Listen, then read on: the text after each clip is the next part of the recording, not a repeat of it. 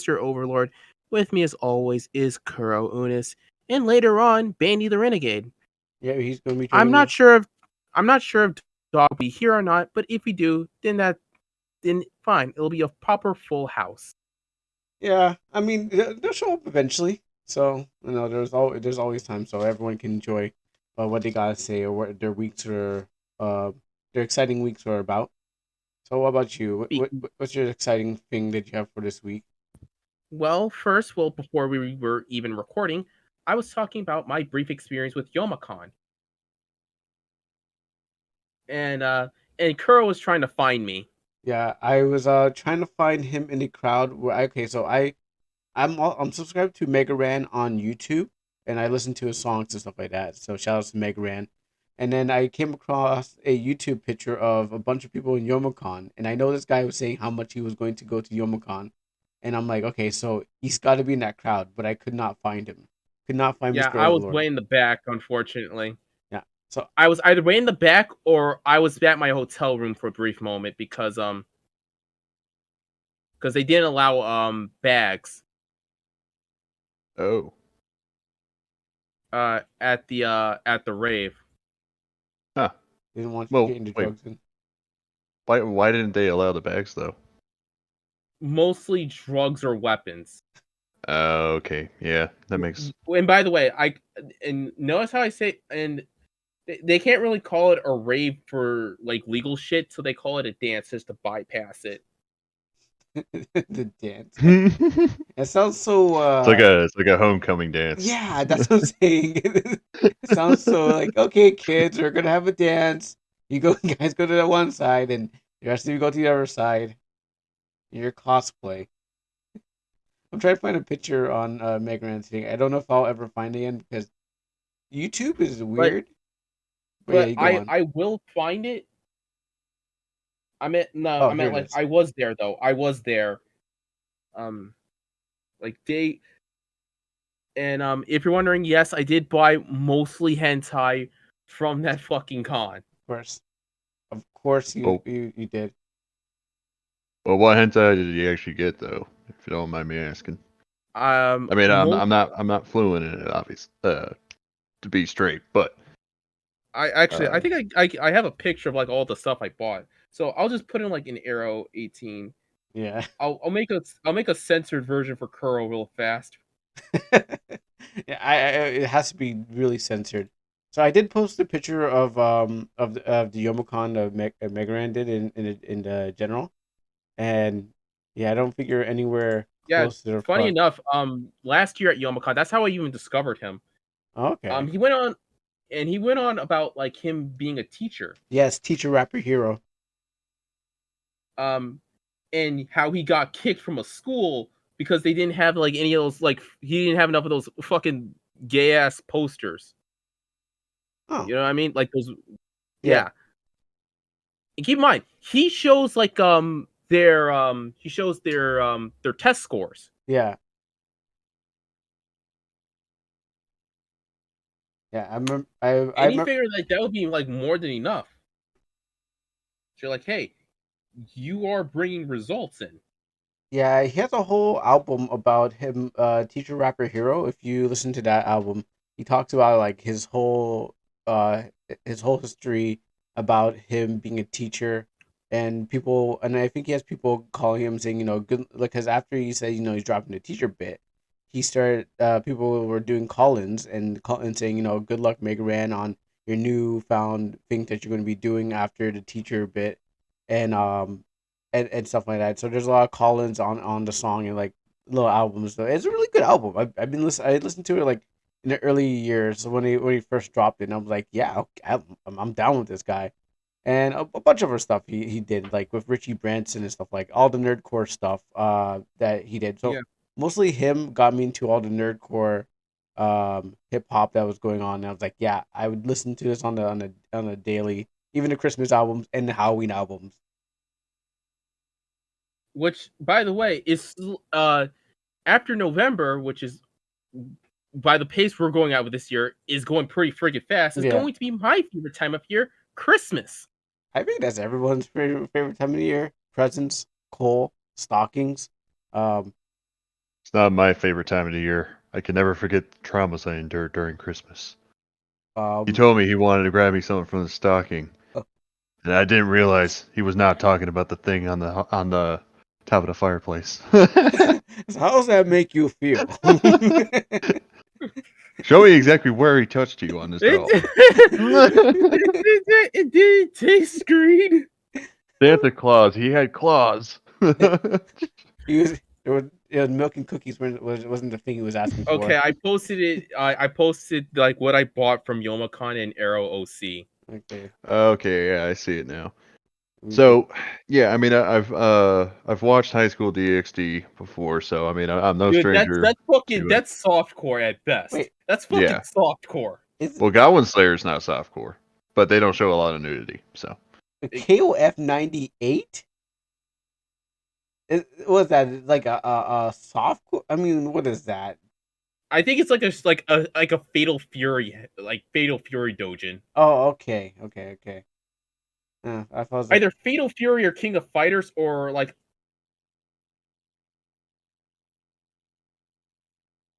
Yeah. Nani? Oh shit! Oh, okay. I was like, I'm playing Mabinogi right now. Okay, I was like, what happened? Like, it just went quiet. I'm like, what? Huh? Yeah, I was hoping he didn't pass out like I did the last one. Brandy, are you still there? I actually have some caffeine in me. Don't worry about it. Yeah, I got some water and I'm not too messed up tonight, so I'll be all right. I'm drinking chamomile tea, so it might just knock me out, but I'm going like a truck, so I don't think I'm gonna stop anytime soon. But I'm just looking. Okay. I want to take a bigger look at the close. I have to hide my window to get a better look at this. But I also want to talk about Yomacon outside of just showing off my experience and whatnot. The cracks are really starting to show with some of the things that are happening at Yomacon. Because if you guys don't know, Yomacon is home to a bunch of scandals when it comes of like funding and other issues such as that kind of nature. Like for example, they had to close down the maid cafe during Friday. But touching with people touching the maids? No, it's like apparently they just didn't have any funding. Oh. And keep in mind, and around September they announced artist alley applications when it clearly starts at like no, I think it was like August or September they announced artist alley applications, even though it starts at late fucking November.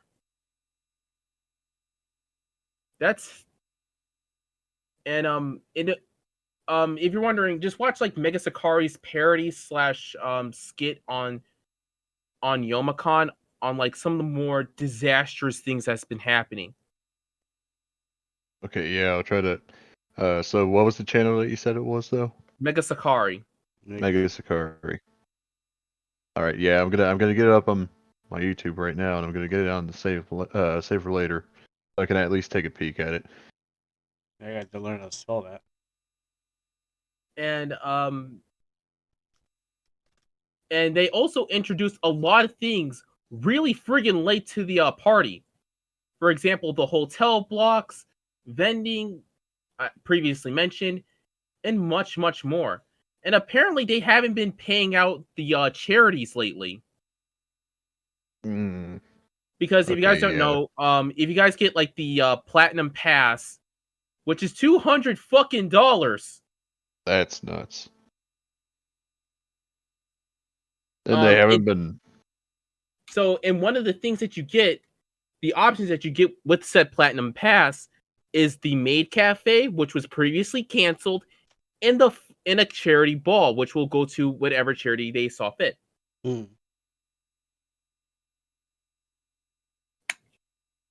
Dang. Okay.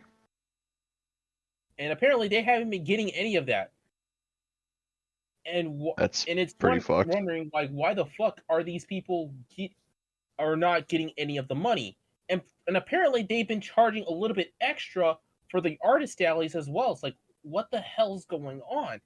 and they are clearly not really showing any kind of honesty or proper, like, showing like any honest communication.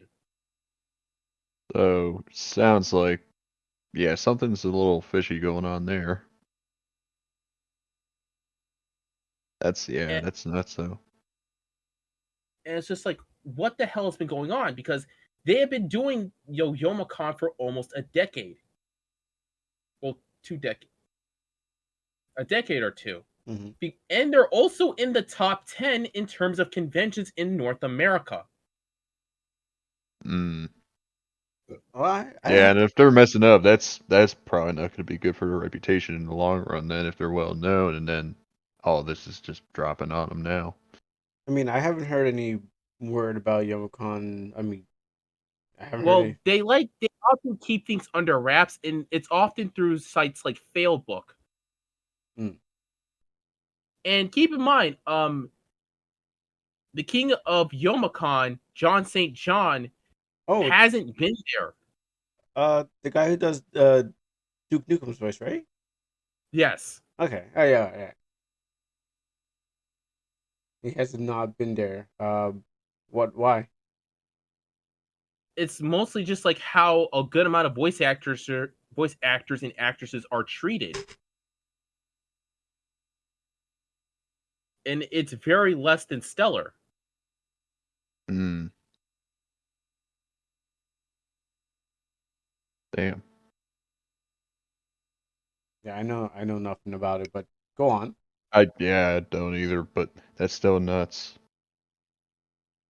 And hopefully, and like, keep in mind, a lot of things are often kept under wraps. And by the way, a lot of these things are alleged or potentially might have happened. So take it with some salt. But this year, the cracks were really starting to show. For example, we normally have the convention in two places. One is at the Huntington Place Center, formerly known as the Kobo Center, and the Renaissance Center. We only had it at the Huntington Place Center. Guys? Yeah, I'm here, but I don't know anything about Yeah, your. I don't know anything about your state.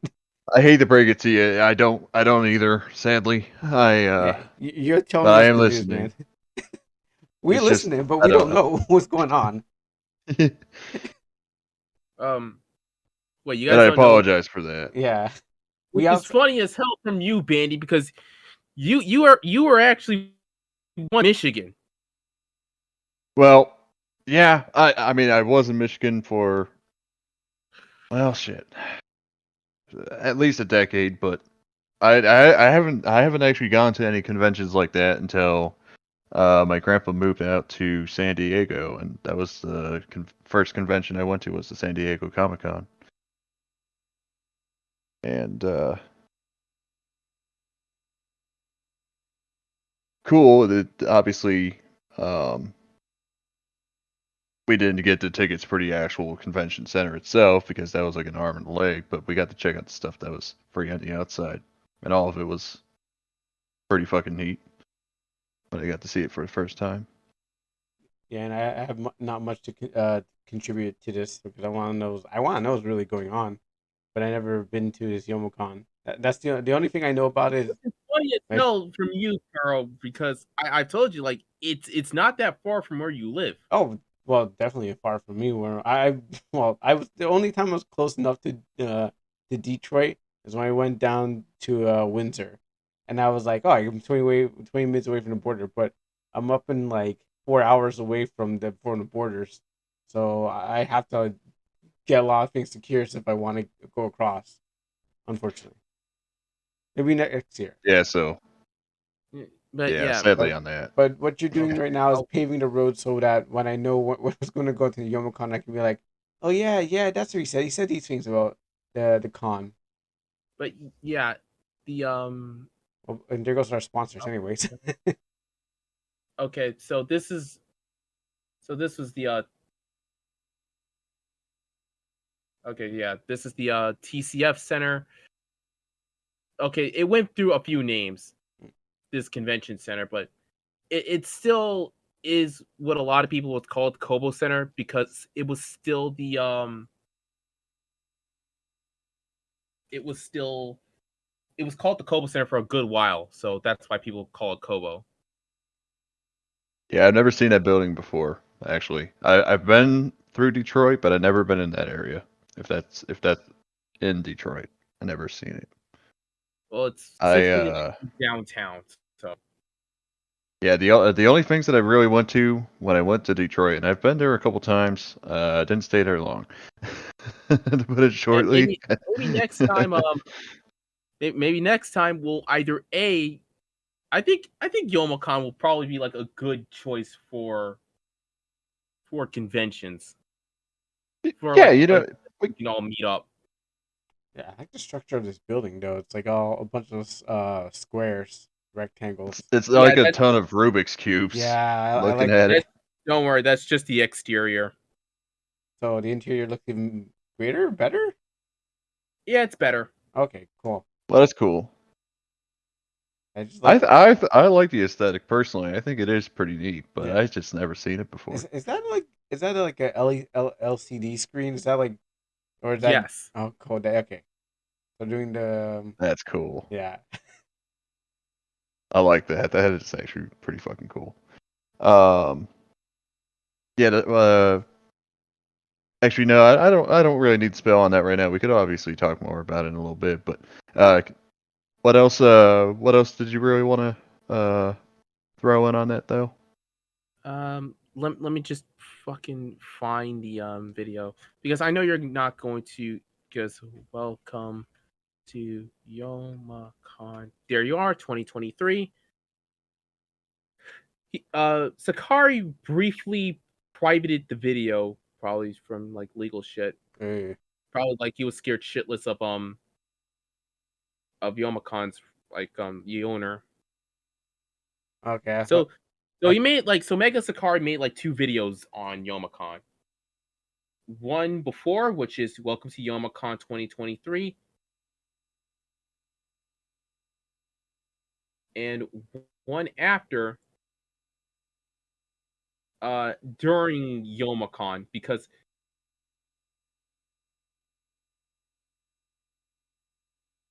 there you are.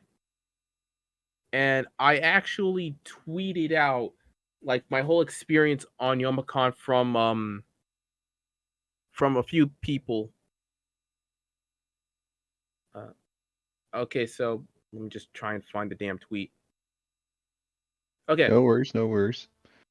And if you're wondering, here's my thread from my whole experience from Yomacon because they were talking about it briefly on a Twitter thread.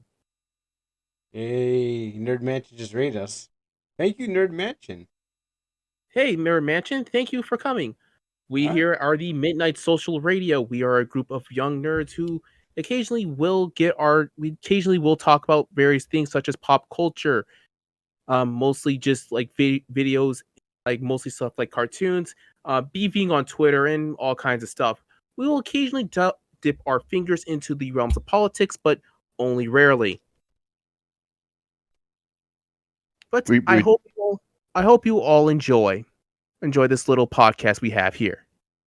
Our little family that we're putting together. Anyways, what's up, guys? Thanks for the raid. All right, so you saying? Okay, so here's the here's like part 1 of 3 out of my Twitter thread. And by the way, if you're wondering, yes, Phase Connect was there. If you guys are wondering, yes, I got the chance to meet Pipkin Pippa in real life. Okay, who's Phase Connect? I'm sorry, who's Phase Connect? Jesus, I keep on forgetting. You guys are not you're not well versed in the VTubers. No. And 2, you guys are not as chronically online as me. Yeah, I mean, I know who Pip. I saw Pippa Pip, whatever her name is. I wouldn't mention her. Now I see her every time I go onto Twitch and stuff. I'm like, okay, well, there she is. Like she's right there on my thing, just chatting. So she's on the left side of my screen. I can see her. But yes, but yeah, go on. Tell me more about. Here's her channel if you're wondering. So Pip and Pippa. So Face Connect is basically just one big VTuber agency hosted in Canada. Oh. They primarily just do Japanese. They primarily just do Japanese and English VTubers. There are some other trilingual VTubers, such as I forgot what the other one, but essentially she could speak Spanish, and so on and so forth. Well, I'm gonna be honest with you. I am not great at speaking Spanish. I can barely speak Tried, French. and I failed horribly. There you are. And here's their official. And here's their official YouTube channel.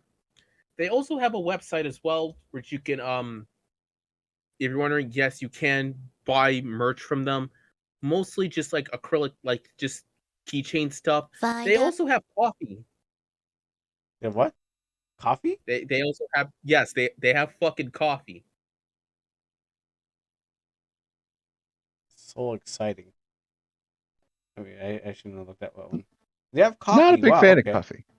Yeah, I like to mix it with my my hot chocolate. That's the only thing. So Ooh, actually, that probably wouldn't be bad. Yeah, I mean, there's a Tim Hortons thing. You can get like a mocha, like ice mocha or like a hot mocha and stuff like that. So I learned from them to create, my coffee with chocolate and mix that. But not, I don't straight up coffee. But yes, if you're wondering, their most famous members in Face Connect are Pipkin Pippa and Tenma. I know. I know. Should I become a VTuber? Do you want to become a VTuber? No, not really. Not really. I was questioning the idea, but I don't really want to become a VTuber. I mean, hey, I've been hanging with Mr. Overlord too long. I was like, now I'm questioning myself. Like, do I want to become one? Yeah. No, I shouldn't change to the dark side. I guess. Is this what I want for myself? Do I want to become a girl? I mean, is it what's that one that you keep showing us with the black hair? Revy, something like that, is a guy. What? The one that you keep showing us, the Revy person. Oh gosh. Whenever there's an issue coming on, the one with the black hair, the VTuber with the black hair that covers the news, and I think is a guy, right? Ooh, false ID. No, then wow, no, not that one. I think like last week you talked about like Revy says des or something like that. Rev says Desu. Yeah, that's a guy, right? Yeah. Yeah. Okay, so I guess guys. The dude's getting married. If you guys are wondering. Oh, okay. I guess dudes can be girl VTubers, and I guess And if you're wondering, in a highlight from my time at Yomacon is I met a dude who was cosplaying as the Postal Dude. Okay, that 5 times so fast. I thought you were gonna say like I met a guy who's cosplaying as Misty because I was like, oh, are you still doing that? Dude, I mean that's a dime a dozen. Let's be honest here. Dude, what people still okay? Well, maybe because she's not popular right now in Pokemon, but I wouldn't put it past someone to try to put like cosplay as someone from Pokemon, maybe Bay or that YouTuber girl with the pink and blue hair, or what's her name, the one with the dragon, the guard chomp, with the Sylvia or something like that. There's so many Pokemon girls that did cosplay as. So I wouldn't put it past anyone to do that. That's way too fucking obvious. I mean, like, let's be honest here. Misty cosplayers, they're fucking there. And I honestly applaud those people who do that in the fucking cold Michigan weather. Oh yeah, I've seen that before. Actually, now that you mention it, like on DeviantArt, I've seen those before. They'd be literally just dressed like that in the snow. So props to them. Yeah, I mean, show me some Kill la Kill. I didn't even know. I know it's out of Dude, fucking Yomacon of 2018. I saw a dude cosplaying as Ryoko in her fucking transformation outfit. And my eyes I'm dying. No, stop. Stop. Stop. I'm not lying. My eyes were fucking on fire. Every day we move further away from God. I mean, I don't want to imagine it, but now I have it in my head. Yeah, it's cosplayers. You can't unthink it. Yeah. You can't unimagine it. Yeah, we should. I'm so sorry. We should get rid of all the cosplayers and anyone who potentially wants to become a cosplayer, or people who run cosplayer Discords. No, it's crossplayer. Yeah. Slow down there, Tucko. I run one. Thank you very much. Oh my goodness! No, it's crossplayer. It's a crossplayer. Yeah. Crossplayer. Actually, oh no, not crossplayer, just cosplaying. Okay. Well, but dear God, I hope. Let me just read this tweet before Kuro gets even more scarred by my antics. Yeah. Okay, I've been here, and it's all right. The cracks were really starting to show. Hell, they didn't even have Artist Alley applications. I tried to apply there, but apparently I didn't. Roughly 2 months. Then this year, we didn't have Rensen. That's part 1 out of the 3 tweets I've made. And depending on your perspective, it can be great, like my IRL friend once said, or it can be because it reduced the amount of walking, or it can be complete shit. The maid cafes were canceled Friday. Thankfully, they were offering refunds. Next is the panels, which were all right. Just some standard faults of like microphone shit.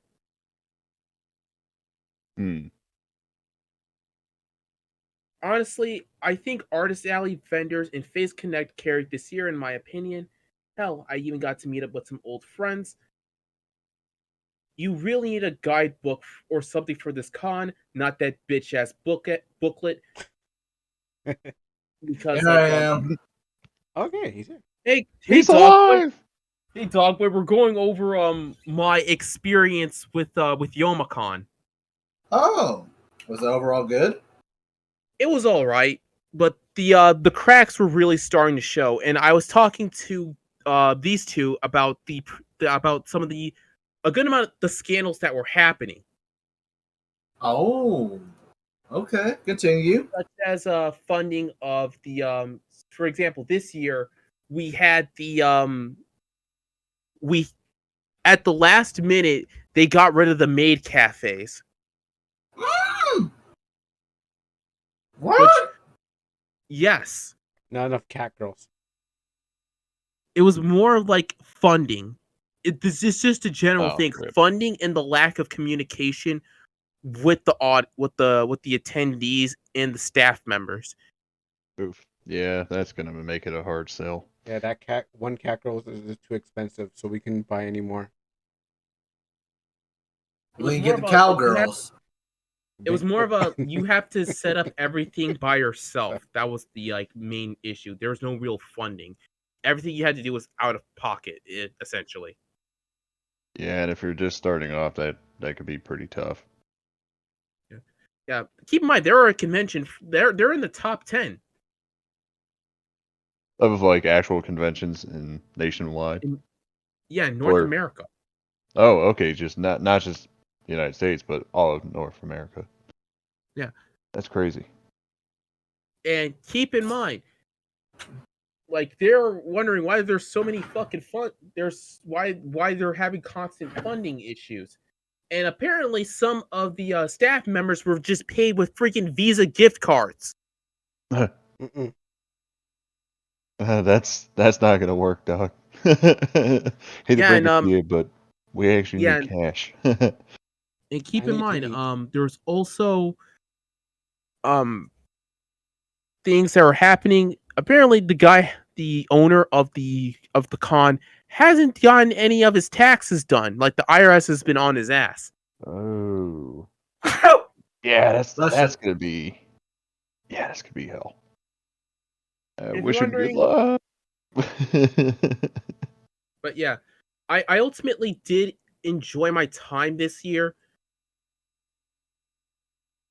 Like I said, I honestly think Artist Alley vendors and Face Connect, because Face Connect was there this year for Yomacon, Dogboi. Oh, well? Yeah.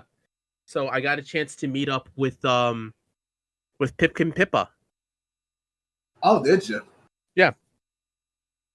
Did she show up as a VTuber model or her real? Yeah, VTuber model. But so she was like on a monitor, just being projected to everyone, and everyone clapped their hands for the VTuber, right? Yes. Did you tell her to join our shit? No, but Damn, I should've. did give her a Curse Detroit fact. My Curse Detroit fact for her, because she was also with a few other people, was Saddam Hussein got a key to Detroit. Okay, that I did not know about. I didn't know that either. Yeah, so Saddam Hussein got a key to Detroit because he donated money, a bunch of cash to a church in Detroit, Michigan. And the owner of said church flew out personally to give him the key. The fuck? When? What year? It's fucking. Gotta be the 80s. It has to be. That's when he was going for his good guy arc, and well, we know how the end of his saga ends. I mean, I think if I remember correctly, Jimmy Carter like invited like some of them boys over here too, like to the In private garden or 1980, something. so you guys were right on the money. Wow. Yeah. Yeah, like I said, the good boy arc of American history. That's so fucking funny. Damn. 80s. I think that's right around when the Sharia law got started over there. But yeah, I was but yeah, I linked Mega Sakari's video on Welcome to Yomacon Oh, is there now? to yeah, I linked it in chat in general. And Dogboy in Arrow OC, you can see all the stuff I've gotten from Yomacon. Okay.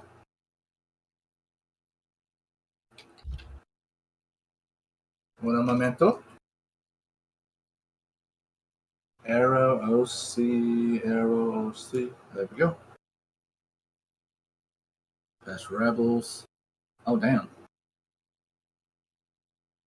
Let me drop this in here for anyone. Nice. Sorry, ladies and gentlemen, we can't show you this right now. No. It's all exclusive, and you have to be an adult. Yep. Now, if people were to sign up for our Patreon page, then that might be different. When we get that set up, we're still in the phases of getting that set up. Sooner or later. Oh, we're gonna have a Patreon. I don't know. I don't know. It's gonna be a work in progress. Something's gonna happen. I don't know. We'll have to find out in the future. We do need to start, like, probably, getting our merch or something get going. Mm-hmm. Firstly, we need to grow the fucking channel. Yeah, we do. We do need to do that first. You're not wrong there, Overlord. And speaking of which, yeah, I need to convert some of those into. I made a censored version. Here you guys go. Oh, speaking of Pippa, she's streaming right now. Yeah. Yeah. Kuro was complaining about it. Yeah. What? I was saying that, like, when Mr.Overlord brought it up, I'm like, oh, she's on right now. Oh, yeah. You can always just go and watch Pippa for like the next 2 hours and be like, yeah, guys, how'd you feel about that episode of Pippa? And see if she's doing. Maybe she'll notice us. Maybe if we go. So one Nah, she probably won't notice. Girl Yeah, can she actually show. So go right ahead, Kuro. Yeah. Anyways, I was joking, but yeah, okay. So that's the end of your Yomacon trip, right? Yeah, essentially. All right. We'll go Bandy this time. Yeah, let's go to Bandy. Bandy, what you got for us? So I only got one thing for you guys tonight. You guys probably remember me mentioning for you guys that listened on the last episode. So talking to you guys and the viewers, I was gonna go see the Five Nights at Freddy's movie, and I did. I did actually watch it in the theaters, And well, I've only seen 2 movies that came out this year, and somehow that one actually took top dog out of the 2. So that's saying something, which probably isn't a lot, but I felt like it was the best movie I've seen this year so far. So, was your favorite part Matt Pat showing up during the movie? Yeah. Wait, hold on. Say it again one last time. Was your favorite part Matt Pat showing up during the movie? Matt Hatch. He's a YouTuber who does a bunch of Five Nights at Freddy's. Yeah, game theory. Yeah, game. Yeah, you probably heard the phrase like it's just a theory, a game theory. Thanks for watching. Yeah, I'm a little. It sounds so familiar, but it's just like I can't put my finger on finger on it. Let me see if I could get. Yeah, it's like because I've heard of the Matt Pat channel there or Markiplier. Oh yeah, I did see him on there. Yeah. The one thing I will say, because I don't want to spoil a whole lot, for people that still want to watch it, and I don't really want to give it necessarily any crap, but I know like some people were saying that they were upset about it, and I kind of see both ends of the dispute. Like for me, I spend about $40 altogether. I got 2 tickets, so it was me and one of my friends. We went to go see the movie. I spent about $40 for the tickets. Would I say it was worth it $40? Not so much. Would I say that it was probably good for like $20 per each? Yeah, definitely. I think it's just like novelty. Yeah. I mean, it'd be a. Yeah, I don't recognize the guy's face for some reason, but I recognize the channel. Yeah. I think. Now, take this with a grain of salt. He's part of the same group as Achievement Hunter, right? No. Damn. Okay, nope. Yeah, see. Like I said, take it with a grain of salt. And thank God he's not. Yeah. Yeah, no, because Achievement Hunter is part of Rooster Teeth, isn't it? Yes. Yeah, that's what I thought. Okay, so that's where the two tied together. Because I could have sworn there was like some of them worked together, and that's what it was. And so the problem that I would say for the movie myself, if you're thinking that it's going to completely line up with the stories of the games, it's not going to. And Scott, Security Breach didn't even line up with the games in the first place, unless I'm wrong. I never played Security Breach, but I watched it. What Scott Collin was saying was that the two are going to be kind of like different alternates. Like they're not going to be like the same like storyline, but they're both like canon in its own way. They're just like alternate, how to put it? Because it's 2 different storylines, and the way certain things happen in the movie. I mean, obviously they had to adjust it to make it a little bit more interesting. Give it more like meaning behind why certain things happened the way they did, instead of just one guy surviving 5 nights at and Freddy's. Yeah, and trying not to die. Getting paid for a shit job. And the title of the movie sounds like it describes the movie. Just survive 5 nights. It's just a shaky cam. Is Burger King hiring? Wait, he wanted to escape from the king? What? But this Burger King has animatronics. It makes it better. But long story short, I will say that I would say watch it if there's like any way that you can actually watch it without paying an arm and a leg for it. Go for it, and formulate an opinion for yourself. Well, I think they're streaming on Peacock at least. Yeah, they do have it on Peacock. I do remember seeing that. I think they also have it on maybe on Hulu. I was gonna say like Peacock also has a Twisted Metal. Oh yeah, Yeah, I Twisted need to Metal watch came that. out. Yeah, I forgot about that. Because I love the games. I played the first one, played the second one. I think I Excuse me. played the third one. Nice one, by the way. But yeah, I think those were the. How many Twisted Metals did they actually make? Oh gosh. The games, there's Twisted Metal 1, Twisted Metal 2, which is a lot of people's favorite favorite in the franchise. There's Twisted Metal 3, which was through a different developer, 989 if you're wondering.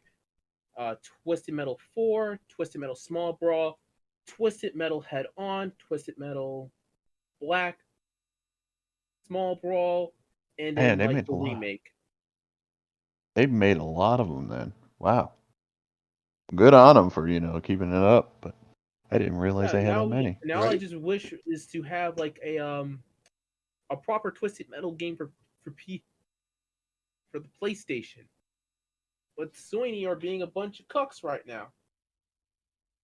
I don't know Yeah, they're. if the show does good, maybe they'll bring back Twisted Metal, but not as the Twisted Metal you remember. Maybe it'll be like I haven't played Twisted Metal in a long time, but I've actually I played it like on a demo disc. Maybe they'll just have Sweet Tooth come out of the truck and do Grand Theft Auto stuff.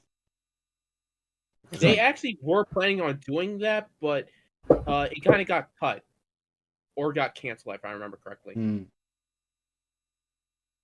Yeah, Seemed people. like Go it on. was good on paper, but they realized it wasn't something that was going to be able to be achieved. Maybe then sounds like. Yeah. Well, damn. The last release was in 2012. Yo, I can't. Damn. 10 years. No, almost 11. Yeah, I think if you're going to get you're going to get a remaster more than you're going to get a remake. First, going to remaster, see how it goes out. Then they're going to probably do like bring back the best one, and then they're going to get it wrong. They're going to be like everyone's going to be like, no, don't bring back that one. Bring back this one. They're like, okay, then it's probably going to die from there again. But then you're probably going, get like this neuter version though. Yep. Yeah, the politically correct version of it, and Oh, I hope how? not. But nothing I from your don't know. childhood. Also, what was the thing about it? Oh gosh. No, go on.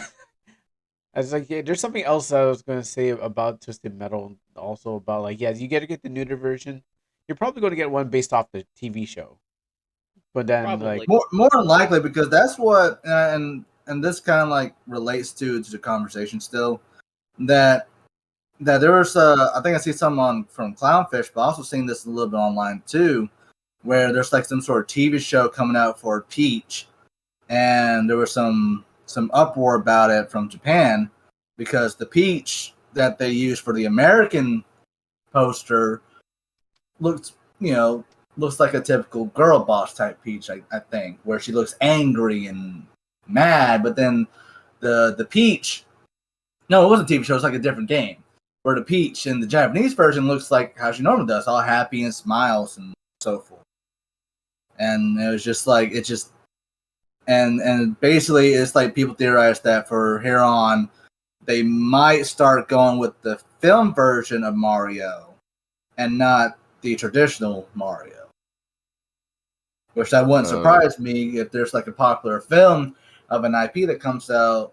Sometimes they'll probably start marketing alongside with the film, whichever the more popular version, I guess the film more likely, so they can get in more people to come in. Yeah, if that makes sense. So far I haven't seen it with Sonic. Well, that's I've heard good. that Sonic was doing actually pretty good for, ever since they actually listened to, the community and like, The films are amazing. I love them. The Sonic yeah. games, though, they have not been aging well over the years. I will say that, and I played a few of them. I know. With Frontiers, they kind of made a comeback, and with the recent updates they did with it, that they basically went back in, and actually, I guess, according to one of the my buddies who's a huge Sonic fan, basically finished the Sonic Frontier games because I think he was saying it's like a lot of times that while we bitch and complain about Sega lacklustering, it's more so I think what Nintendo's team that watches over Sega is screwing them over. I don't know how that holds up, but Yeah.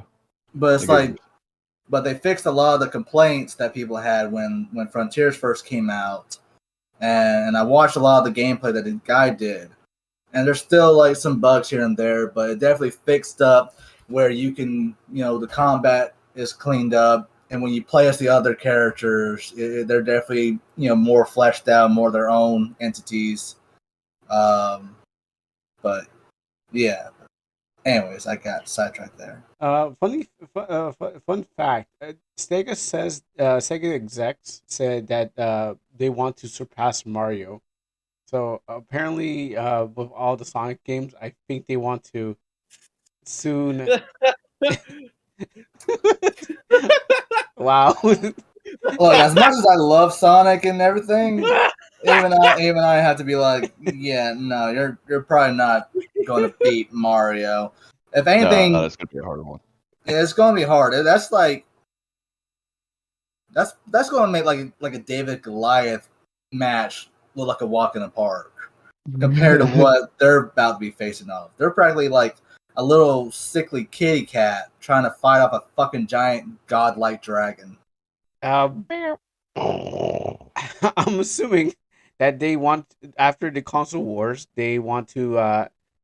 So I think maybe they joined Nintendo so they can beat Mario from the inside, hoping that they beat Mario from the inside.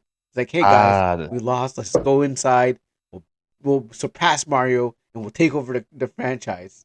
Says the good old classic infiltration. Yeah. So maybe that's why if what the guy said is true, then Nintendo's purposely sabotaging the budget for Sega and whatnot, and they probably already know about that. I mean, it would make sense though, because like, why would you buy a IP that was made to be your competitor? So you so you would control it like a puppet. Which even then, it's like even before they bought, Sega or the IP of Sonic, the game was going downhill anyway. I think like what was it, like 2006 was kind of like the point where they're like, yeah, we give up. With Sonic itself? No, just like where it's kind of like, yeah, 06 was bad. So yeah, I think that's like round. Let me look up right quick before I put my foot in my mouth. I heard. Yeah, you don't want to do that. It's a bad day when you do. I heard it was notorious for being awful. With all the bugs. 06 was really bad. Yeah. It was, and that's what's so cool that this group of people come in and has basically remade 06 game to what it should have been. Yeah, a lot of the fans are the ones that kind of like made Sonic, brought Sonic back from the dead with like Sonic. After Sonic Frontiers, is Sonic Mania, and I forget what the latest Sonic game was. Oh yeah, Sonic and the Murder Mystery one. Sega lets their fans do the games, and they just turn out better than what Sonic Team does every single time. Mm-hmm. So I can see how they went downhill, and then it's like the own team can't make Sonic anymore. Now they have to let people who enjoy Sonic make Sonic. 2001. From your local crazies to your religious Sonic worshippers. Yeah. And no, the local crazies has a name, but I just want to drop the name anyways. So I guess in 2001, which is kind of wild, because I don't know. So does that mean? I think ever since like the Dreamcast era, Yeah, the Dreamcast. Yeah, I think it's ever since he went 3D. Yeah, when he went 3D, I think it kind of definitely went down. Because you're trying It's to. like it's like he does does make a comeback, but he but they can't really string anything along, if that makes sense. Yeah. Yeah, I mean, Are you- it's more about its gameplay because it's like Sonic's supposed to go fast, and when you're playing in a 3D environment, he's like. I think it's just less. It's just generally just more on just good level design. That's the main reason. Yeah. Has any of you played Which what? I was asking, has anyone played Sonic Frontiers? I mean, I never That's played what it. that was the guy I was talking about. Oh, okay. Yeah, I watched him play the game and I seen that before, right when it was released, how the gameplay was, and then after the update, and that when the game first came out, it didn't feel like it was complete finish, and then after the update, they kind of pulled like a Cyberpunk and finally finished the game, I guess for now, and but even then, even before the updates, the game looked like it was fun. Like it was genuinely fun to watch, Sonic, roam around in this open world game, which I've always, figured that would probably help him out if he just had like an open world game where you can really feel like you're going at Sonic speed. Yeah, Pun intended. I mean, they okay, Mario when they did And the story was good too. Mario Open World, because when did all of a sudden they started doing open world for everyone, because it was like they did the Mario Open World, which It's is just like kind of like Zelda. oh yeah, Zelda like, over Yeah. yeah, I forgot about Breath of the Wild and Tears of the Yeah, Kingdom. like when Breath of the Wild How? Because I never played them and I don't have a Switch. That's why. Like even then, it's like has as many people talk about it Yeah, still. that's true. I was in I was thinking of Mario Breath of the first. Wild, like they made like it made like a massive wave. Yeah. It did. Yeah, but so Mario had an open world kind of. Mario Odyssey, it was a big level where you can kind of go everywhere. Maybe it was kind of sandbox, but it was open world where you can kind of travel place to place and get the stars as you go. So I did play that. Um, then everyone else started doing open world. Dark Souls started to go open world. With Elden Ring, yeah.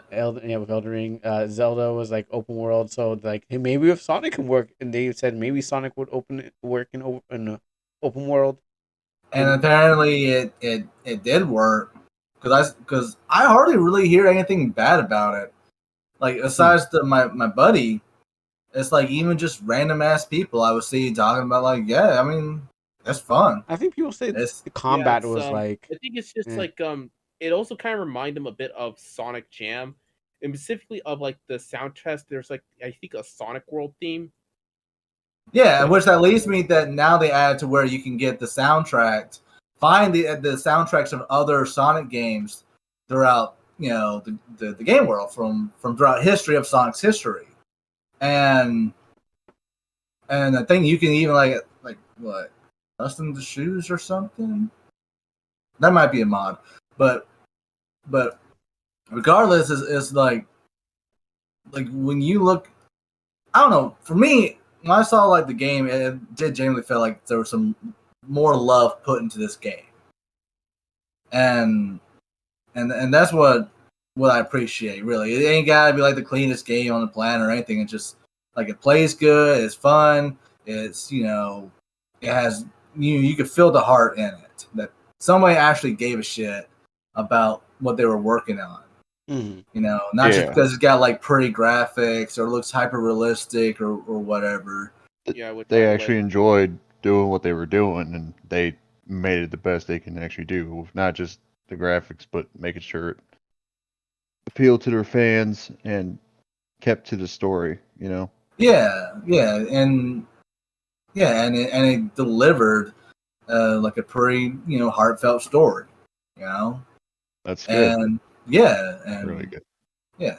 I think Sonic Superstars is a recent one that came out, right? I think it No. is. Well, I mean, I think so.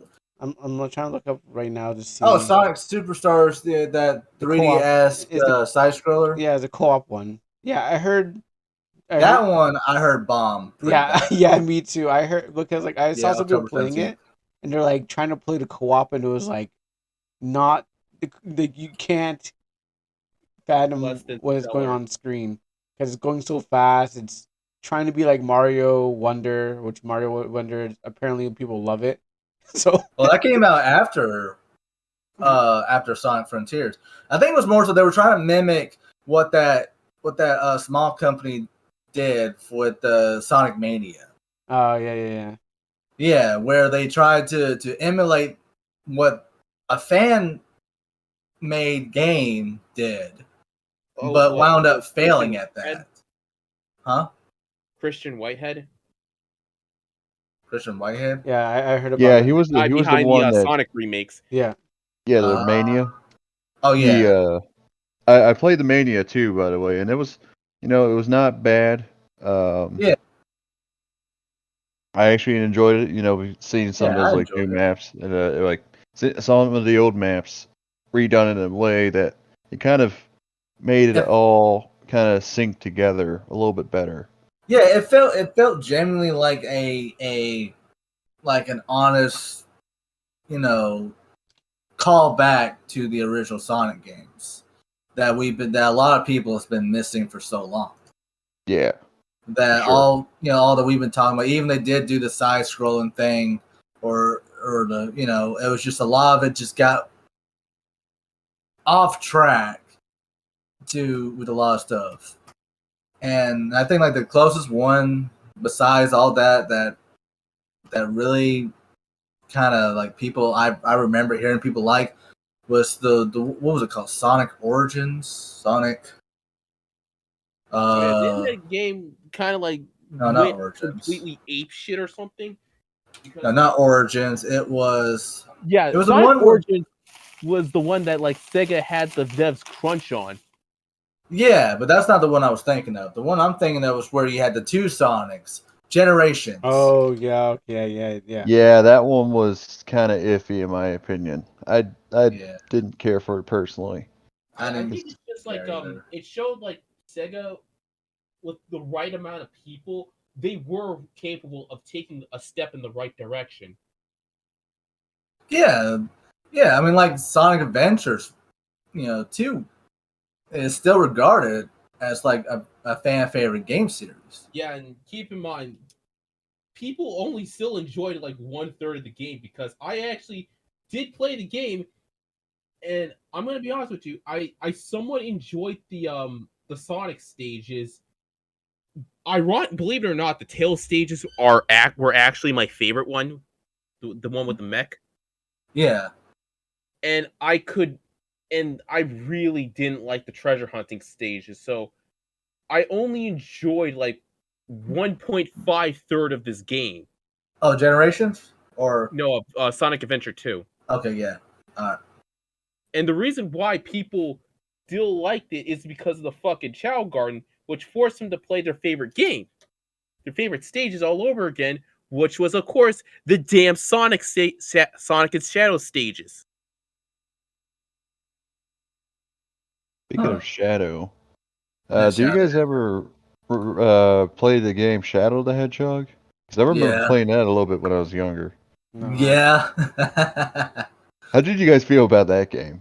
That is on my guilty pleasures list of games because I did enjoy it, but at the same time it's like, yeah, this is kind of like definitely a teenage angst era. Yeah, big time it was. I'm glad I wasn't the only one that thought that way because it did kind of give like, oh my god, Sonic said damn. Yeah, it also kind of in a sense gave a little bit of suggestive themes, I think, too, at the same time, if I'm remembering it correctly. Because what was the girl's name? The Bat? Because she's always been like that. She's always been like that since the day she was created. So that was like their guilty pleasure. It was like, how do I slide this character in? Okay. There we go. Well, let's make her a bat. There's a fun fact. There's an episode where I yelled at Mr. Overlord about Rouge. It's on. It's like If you're wondering, last year I own a I have a Rouge the Bat body pillow near me. That's my son. What the fuck, a bat? Oh gosh, I cannot. I ever since I was even playing Sonic, Murder of Sonic, Murder of Sonic.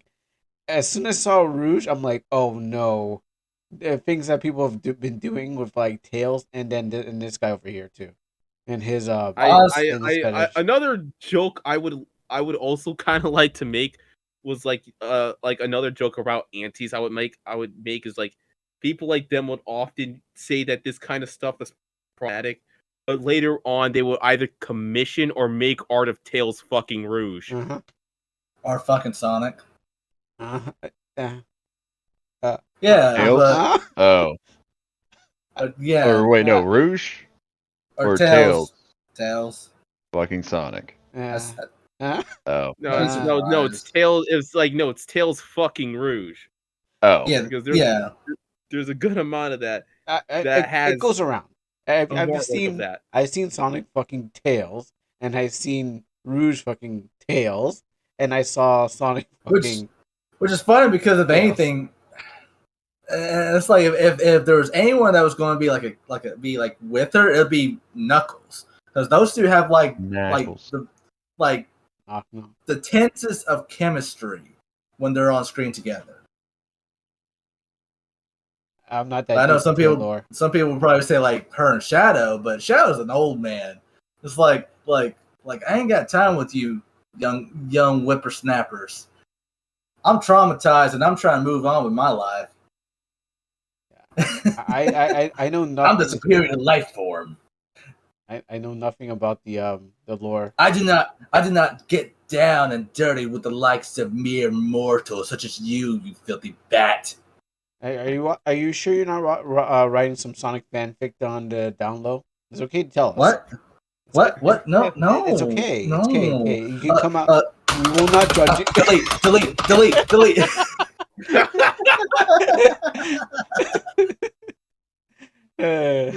Just throws the laptop right into the bathwater. I know nothing. I don't know what you're talking about. Never wrote anything like that. No. Yeah, I don't write anything filthy like that. Don't check my fanfiction.net. Before we get which I will admit, I was definitely one of those. I mean, that's how I got my style. Anyway, was drawing a lot of Sonic because I was a huge Sonic kid. Oh, which I think that's like most people. But anyways, yes, Overlord. I think we should switch. We should move on to the next topic we have. Did y'all talk about that Attack on Titan finally ended after 10 years? Oh no, we have not. Yeah, so Attack on Titan is done. It's finished. It's wrapped up, and it actually ended off on a really good note. Really? It did kind of fix some of the problems that people have with the manga ending. But it was like small changes though. But it's funny because the small changes actually made a big difference. And one of the biggest difference was like the conversation between, Eren and Armin, the last conversation they had. Because in the manga it felt weird.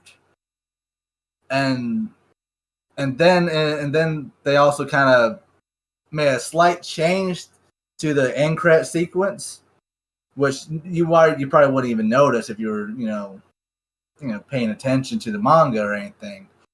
But it's just that they changed certain things. But overall, it's like it ended on a solid note, which is a lot better than what most animes and mangas can say. It's sometimes they don't have a good wrap up to like close the series. Just Tokyo Revengers. Oh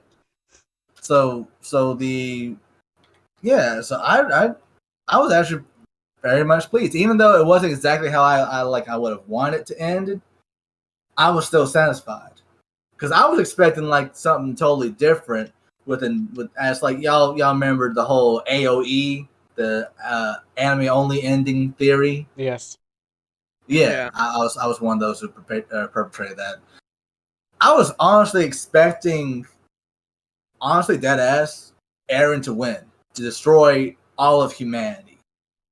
That's what I was expecting, and kind of secretly wanted just to see, like, if this was like a multi-universe timeline scenario or shit. If something happened differently. Yeah, if something were to happen differently. But no, it's like how it ended. It kind of wraps everything up, and it ends on a pretty solid message.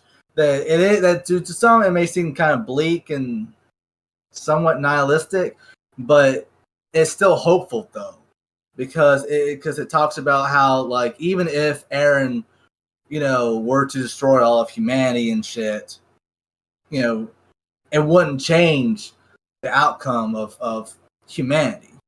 That at some point, in some way, shape, or form, that humanity will find a way to build itself up and then start conflicts with itself for whatever reason. But that's so it's kind of like goes along with the theme of keep moving forward. Especially that scene when Eren was talking to that boy or the man, I think what it was, about like, why do we keep moving forward if we are in hell? Do you keep moving forward to find hope, or do you keep moving forward to keep finding a different hell? But regardless, you gotta keep moving forward. And then also it's just a nice touch of like the theme of being a prisoner to the idea of freedom and happiness. So, and how love is the powerful weapon, because that's what ultimately like saves everybody. It's love. We do see it over and over again. You're not wrong. Love is a powerful weapon, or keep moving forward. See, I don't watch Attack on Titan, so I never watched anything. Yeah. Oh man, yeah. It's like for anyone that's like so, curious about like what was the whole fascination about it. It definitely came around the time when anime was at its lowest, in my opinion. It was like I think what we mentioned with Kill la Kill. It was like Kill la Kill, Attack on Titan, and as much as I hate to say this, but even Sword Art Online did kind of help boost anime back up. And honestly, it's like and to explain like I guess the best way to put it is like what Giga said in his video earlier today, and what one of my buddies was saying too, was that it was a show that came out when the generation at the time, which is our generation, the millennials, were going through that transitional phase of life. And so it was showing that the bleak reality of the world, but still having the hope to face it and push forward. And which is, what a lot of people gravitated to. And basically, ultimately, you just had to be there. It's like what people will say about Harry Potter. You had to be there. You had to witness it as you grew with it. If that makes sense. It's also I think it's like similar with Vinland Saga with my generation. If that makes sense. Oh. Like you have to be there to you not only to read it because the whole core message of, do you want to live your life in constant vengeance, or do you want to live your life in like a state of, I guess, forever peace, if that makes sense. Yeah, that I have no enemies. Yeah. I didn't know that was a thing for your generation though. I think it's just similar. I'm just throwing something out. I'm just throwing something. Okay, because I don't. Maybe that, or it's either that or Avatar. The Last Airbender? Yeah. Yeah, not the blue things that hiss at people and live in the jungle. Not those. Yeah. Oh. Yeah. Not the What's fucking, that? Which that was kind of our thing too, where we had to say, like, yeah, you had to been there when we were growing up. Yeah, it was, and it's like once again, like it's a thing that you also kind of have to, one of those things that you really have to be there as well. I really hate to say this, and I don't want to sound like I'm just trashing on your generation, but I can't really think of really anything other than probably like, well, My Hero Academia has been going on for 10 years too. So I can't really think of anything that's really like what you could say is Gen Z's, magnum opus of a show. Yeah, I think it's just more of I think maybe it's because I'm still like kind of in that elder zoomer / like I guess like zillennial thing that I grew up with. That should be a phrase because you're not the only zoomer that kind of feels like that.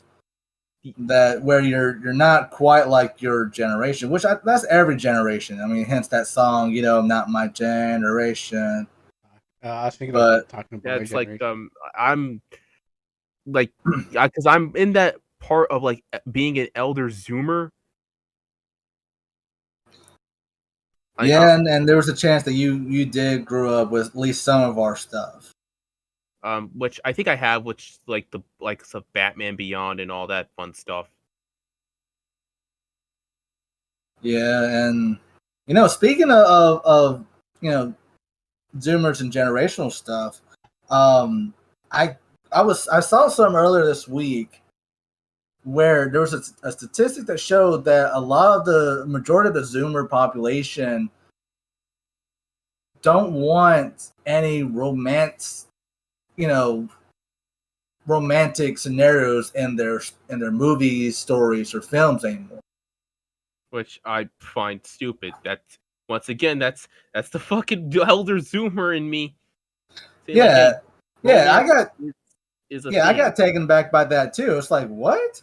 And then I kind of read through like some of the reasonings, and I kind of agree to this part, because it's just like when you're watching something and it has a certain status quo going through it, but then all of a sudden you get smacked with a random unnecessary sex scene or a romance that shouldn't even happen. That was never called for. Like I don't know, best examples like Korra and Asami, and plus how so many people kind of make it such a big deal now, or about like character sexuality and their gender. Yeah. So I agree on that front. I mean, so if it's mostly coming from the Twitter crowd, which is made out of I don't know, I don't use Twitter, but mostly coming from them who really want to push this kind of gender thing because they want they want it's a I kind of talked to a chat GPT because I was trying to figure out something, and I came across it, and it was like people treat it like a parasocial relationship with these fictional characters, and that's why they treat fictional characters as real people and real people as fictional characters, because it's what I got from it was objectifying humans into characters and characters into a parasocial relationship where parasocial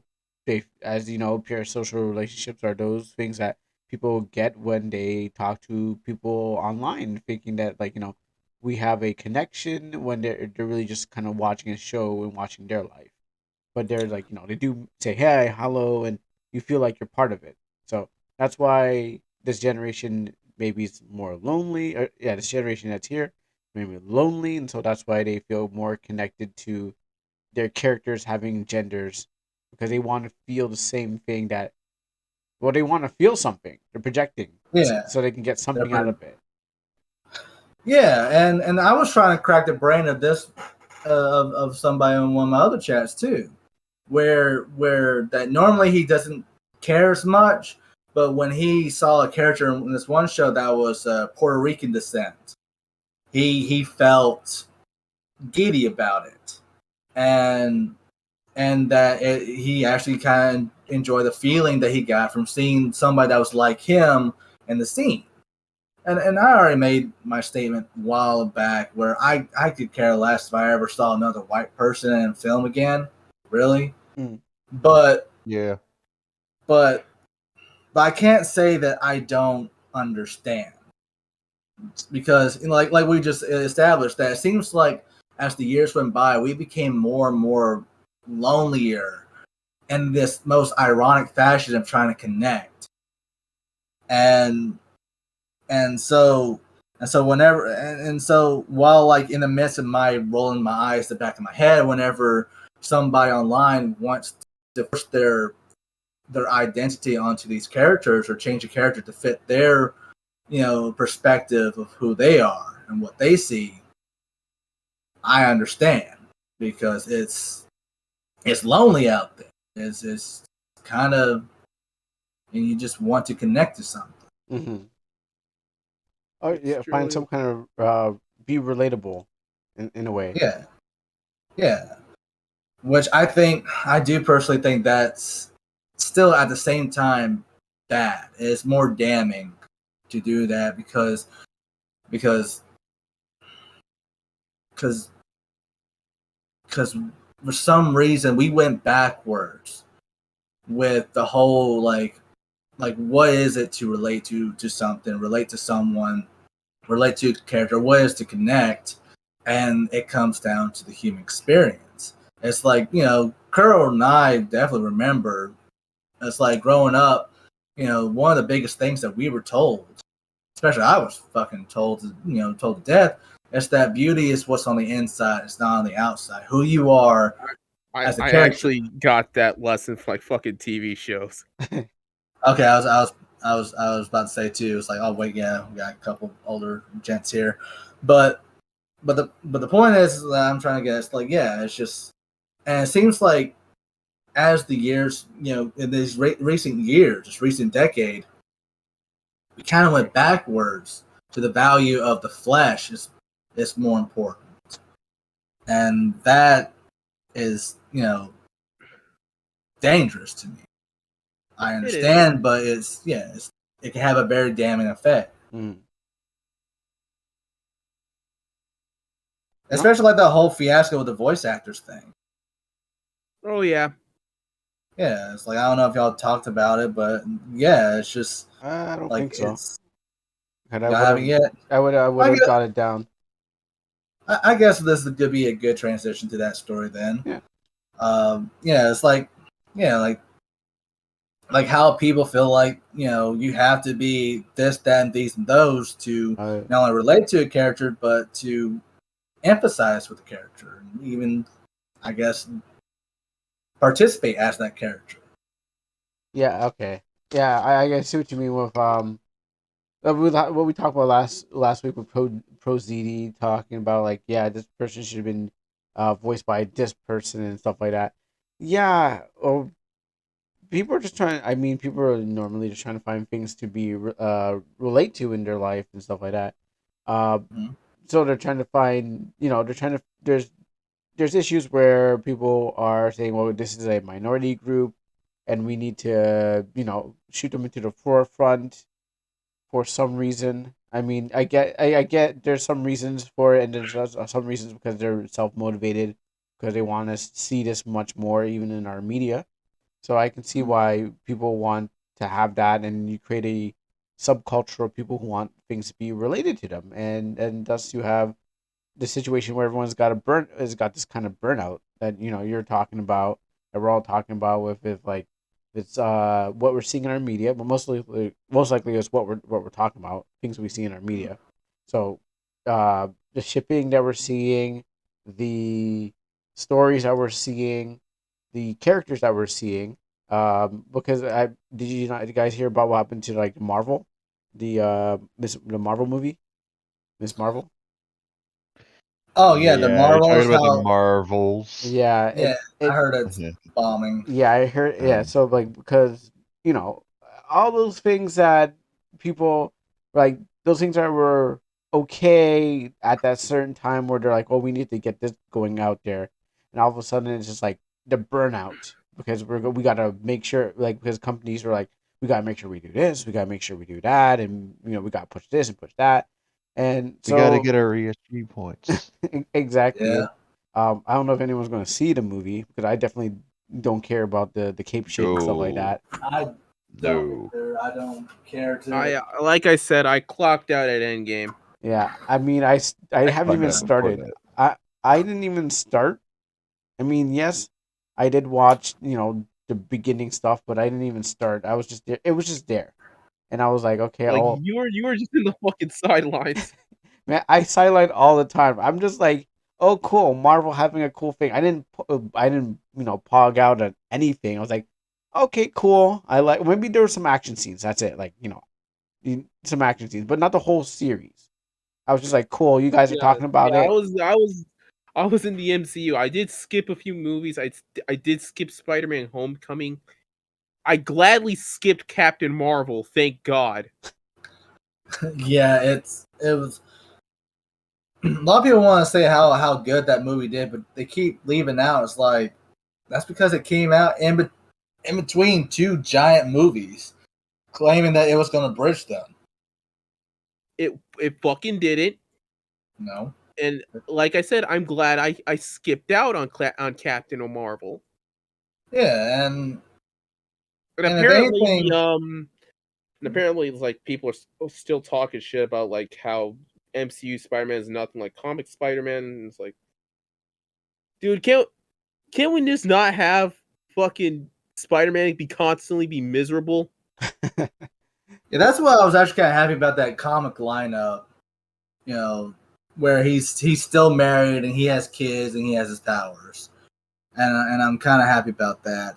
But yeah, and speaking of Spider-Man as well, it was just like the whole. I don't know. It's just I'm so like I loved the first game, the 2018 Spider-Man. But then when this game, the next game came rolling out, I clocked out. Like it wasn't smacking the same. Yeah, it's just like I actually like feel like this is probably worse than this feeling is worse than just being angry at it. But it's like I don't care. I'm apathetic to it, and I hate that. And there's a lot of people that feel like that. And I guess that saying this really is true. Apathy is death. It's worse than death. Mm. Yeah, it's like keep in mind, like rage brings in clicks, apathy brings nothing. Right. And I'm sure it'll probably be a contender for Game of the Year because there's a lot of people because it became like one of the biggest. Pretty sure it's going to be the fucking main reason why. It probably will be, but it was like one of the highest grossing games for the year. I mean, yeah, it's fucking Spider-Man. Yeah, that's what I'm saying. Yeah. Like, it's gonna Spider-Man. If his name's on it, it's gonna sell.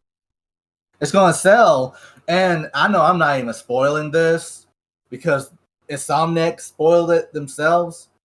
But with the next game, it's just going to be Miles Morales. That's a mainline game, and before I got on here, I was and people were freaking beefing on it, trying to compare it to Batman Beyond. It's like it's fucking not. Yeah, that was the exact conversation I had. That a lot of people want to compare, the situation to Batman Beyond. I'm gonna be dead ass with everybody here. I don't even care who's gonna be pissed off at me or not. But Batman Beyond was a freak accident. It should not even have happened. Even the documentary I was watching said, the guys were like, yeah, this shouldn't even fucking happen. But even then, with Terry McGinnis, Batman, you still have to call him Batman Beyond. Or you'll be talking about Bruce Wayne Batman. Not Damian Batman, not Dick Grayson's Batman, not even that future state Batman. I don't think not even Azrael Batman. Yeah, you have it's Bruce, and like, and I know a lot of people use like the Flash as an example, and yeah, that's also a freak accident. Are you talking about the series? Oh no, the comics in general, because and it was just because like it's how they wrote out the story and the characters is what helped. And I think also might have helped with the time that they released the characters might have helped too. Because I think if they had released Miles Morales' story or his character 20 years ago and not 10 years ago, I think it probably would have helped. But even then, that the only way, and this is, and I share this feeling, like Miles is not a horrible character. He's not the worst character written. He's a good character. I will say that. Yeah, when they finally found something to fucking do with him. Exactly. It's like, and all people are asking is like, one, he needs his own rogues gallery because everyone's tired of him fighting Peter's rogues. Because basically, it's like, one, you're just giving him hand-me-downs, and two, it's like with him, you're not giving him his own fucking identity. Actually, that's the whole Marvel series currently. It's just hand-me-downs or hand-me-across. Exactly. And that's why Marvel has been falling off, because every time they keep bringing these new characters in, this new generational characters, it's like, one, you're not really respecting, giving the characters their shining moments, and two, with having them beat off their predecessors' rogues gallery, you might as well be saying like, yeah, our characters are better than your characters. Huh, losers, you fucking nerds. You might as well. That's what it comes off to me. Yeah, and you fucking boomer.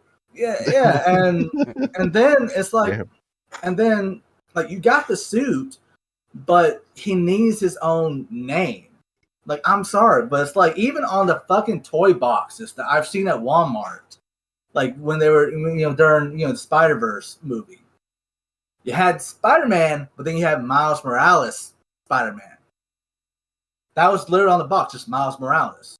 You have Ghost Spider, which is Gwen Stacy's Spider-Man, and you have even Miguel O'Hara's Spider-Man stands out on his own, more than Miles Morales Spider-Man. I think especially with the memes that are going on, especially with the memes and how he's just like a built Spider-Man. Like like back in the 90s, he was that early 2000s, late 90s, early 2000s, around like Batman Beyond era. That when he came out, he was a different Spider-Man. He was a Spider-Man that didn't have spider senses. He had he was like a beast. Like he was basically like Man Spider, but as a human. And like he was, and as a person, as himself, he was already kind of a shitty person. But as the story went on in his comic run, he started becoming a better person. Started to own up to that power, and that's what Miles just needs. He needs his own Rose Gallery, own name, own personal storyline that does not have to rely on Peter Parker. And that's another thing. Like anytime, anytime any of his stories actually work, you have to look. You have to ask yourself, where's Peter Parker here? Because that's the only way that he's actually standing on his own. And I can see that that's probably one of the reasons why Insomniac wants to do this, but it's at a bad time. Like, I'm gonna be for real. I'm gonna be honest. It's a bad time because you gotta get this man his own story. That's true. I'm back. But as we know, for Marvel and every Marvel superhero, all they're gonna get was, hey, we got a character, we have bad guy here, and we're just gonna slide him into your story so you can work your story into it. It's like whatever they're gonna do with Ironheart. I don't think she I don't know much about comics. I don't think she even has her own gallery of like. She doesn't. If anything, she's her own Rose Gallery because she's a fucking villain. Ironheart is really I mean, she's still a hero, but she comes off more of a fucking villain than a hero sometimes. Yeah, I read some of the comics and it's just like, this girl is psychotic. What the fuck is wrong with her? Mm-mm. Like hell, even her own backstory is where she was begging her fucking teacher to be racist to her, to oppress her because of her skin color and shit. When her white old boomer ass teacher, was praising her already for being at the top of her class, being a good student, good noodle, and then next thing you know, she's being berated by this little 5-year-old that, no, you have to be mean to me, you have to oppress me because you're white and I'm black. Wait, when was this written? This was. Oh, Wow, this is like it sounds like find it that was written to. That's retarded. It sounds like it was Yeah. written today, or in like this year kind of Oh, mentality. it came out not that long ago. It was like what, a couple. Yeah, feels like it was written this year. That's why. Like 2020, I think. Oh, okay, yeah. okay, Well, yeah. then yeah, that sound then. Yeah, It's basically this That's era. fucking nuts, Yeah, though. that makes sense. I'm listening. yeah, and that's just. Oh, Oh my stupid. god, fucking Just- Raging Golden Eagles tweets are just unhinged. So, if you guys don't know, Nikke, aka the anime booty game, aka my latest and greatest time waster, is celebrating its first anniversary. And this is the design of past Snow White. And this is like the design of Snow White. The one on the right is like kind of like her past self, and the one on the right is currently the game that's in the main campaign. Oh, that's her name, Snow White. Yes. Oh, damn, that kind of reminds me of something. Yeah. Of the whole, Disney Snow White versus Daily Wire Snow White.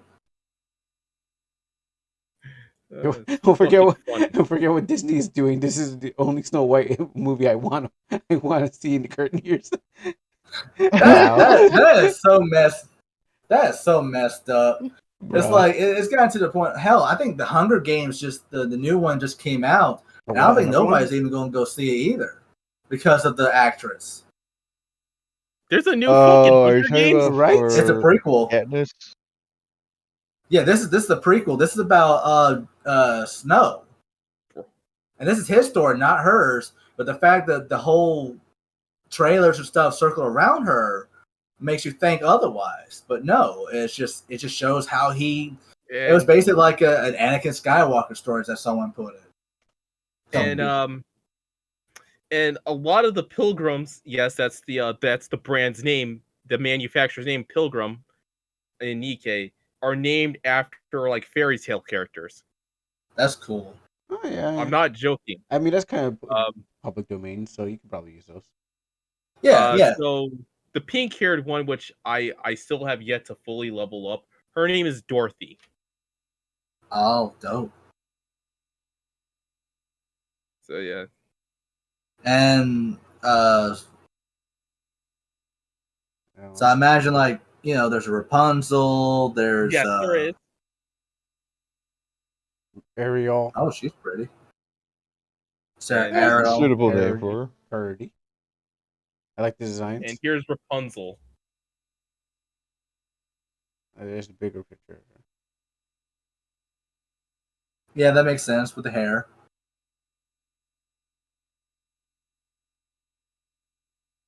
I like the design of the outfit a lot.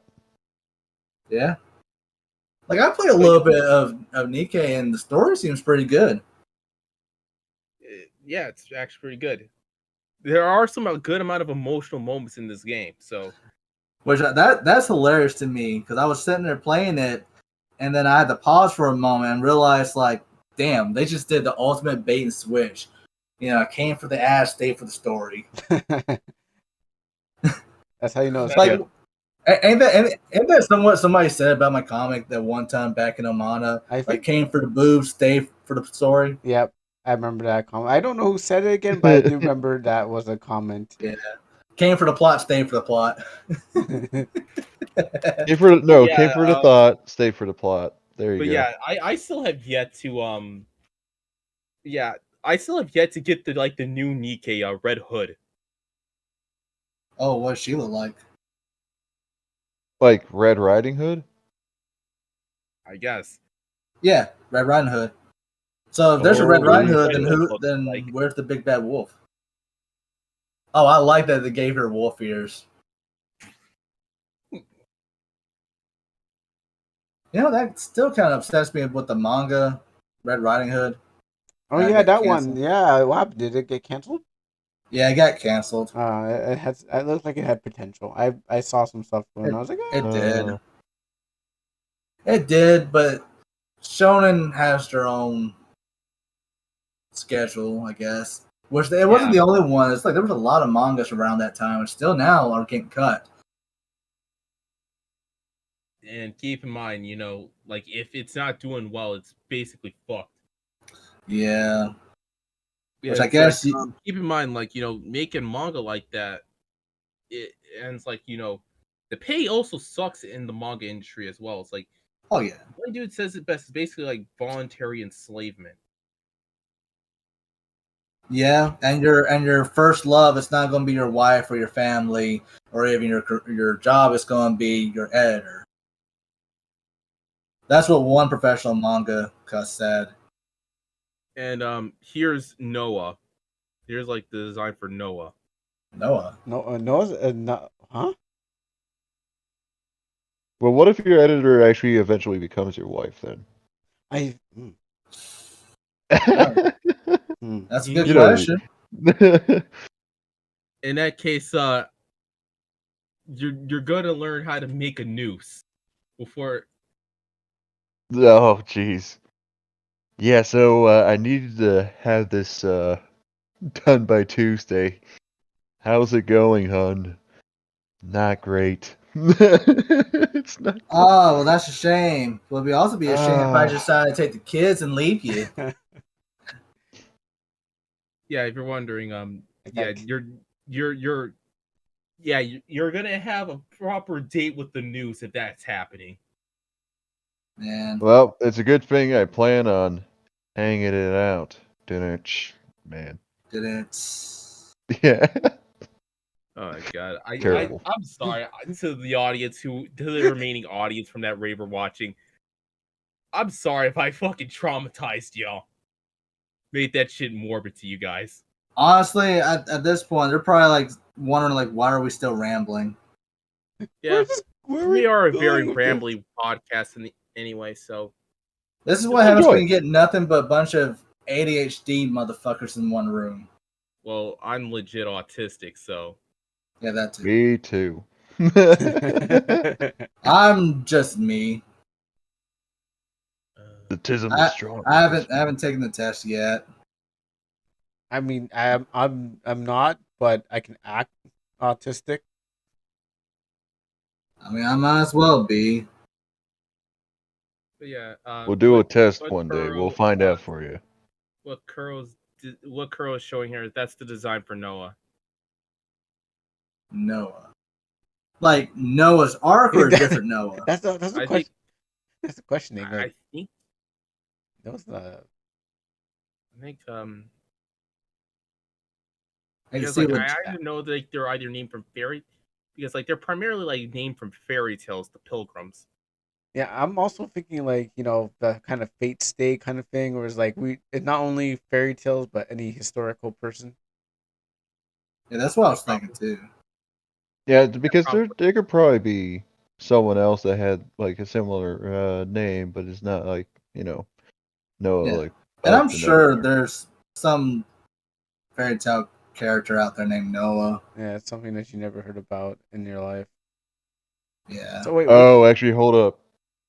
On that topic, I think the girl's name from My Dress Up Darling, not Kitagawa. It's one of her friends. I think her name was actually Noah with the red and black hair.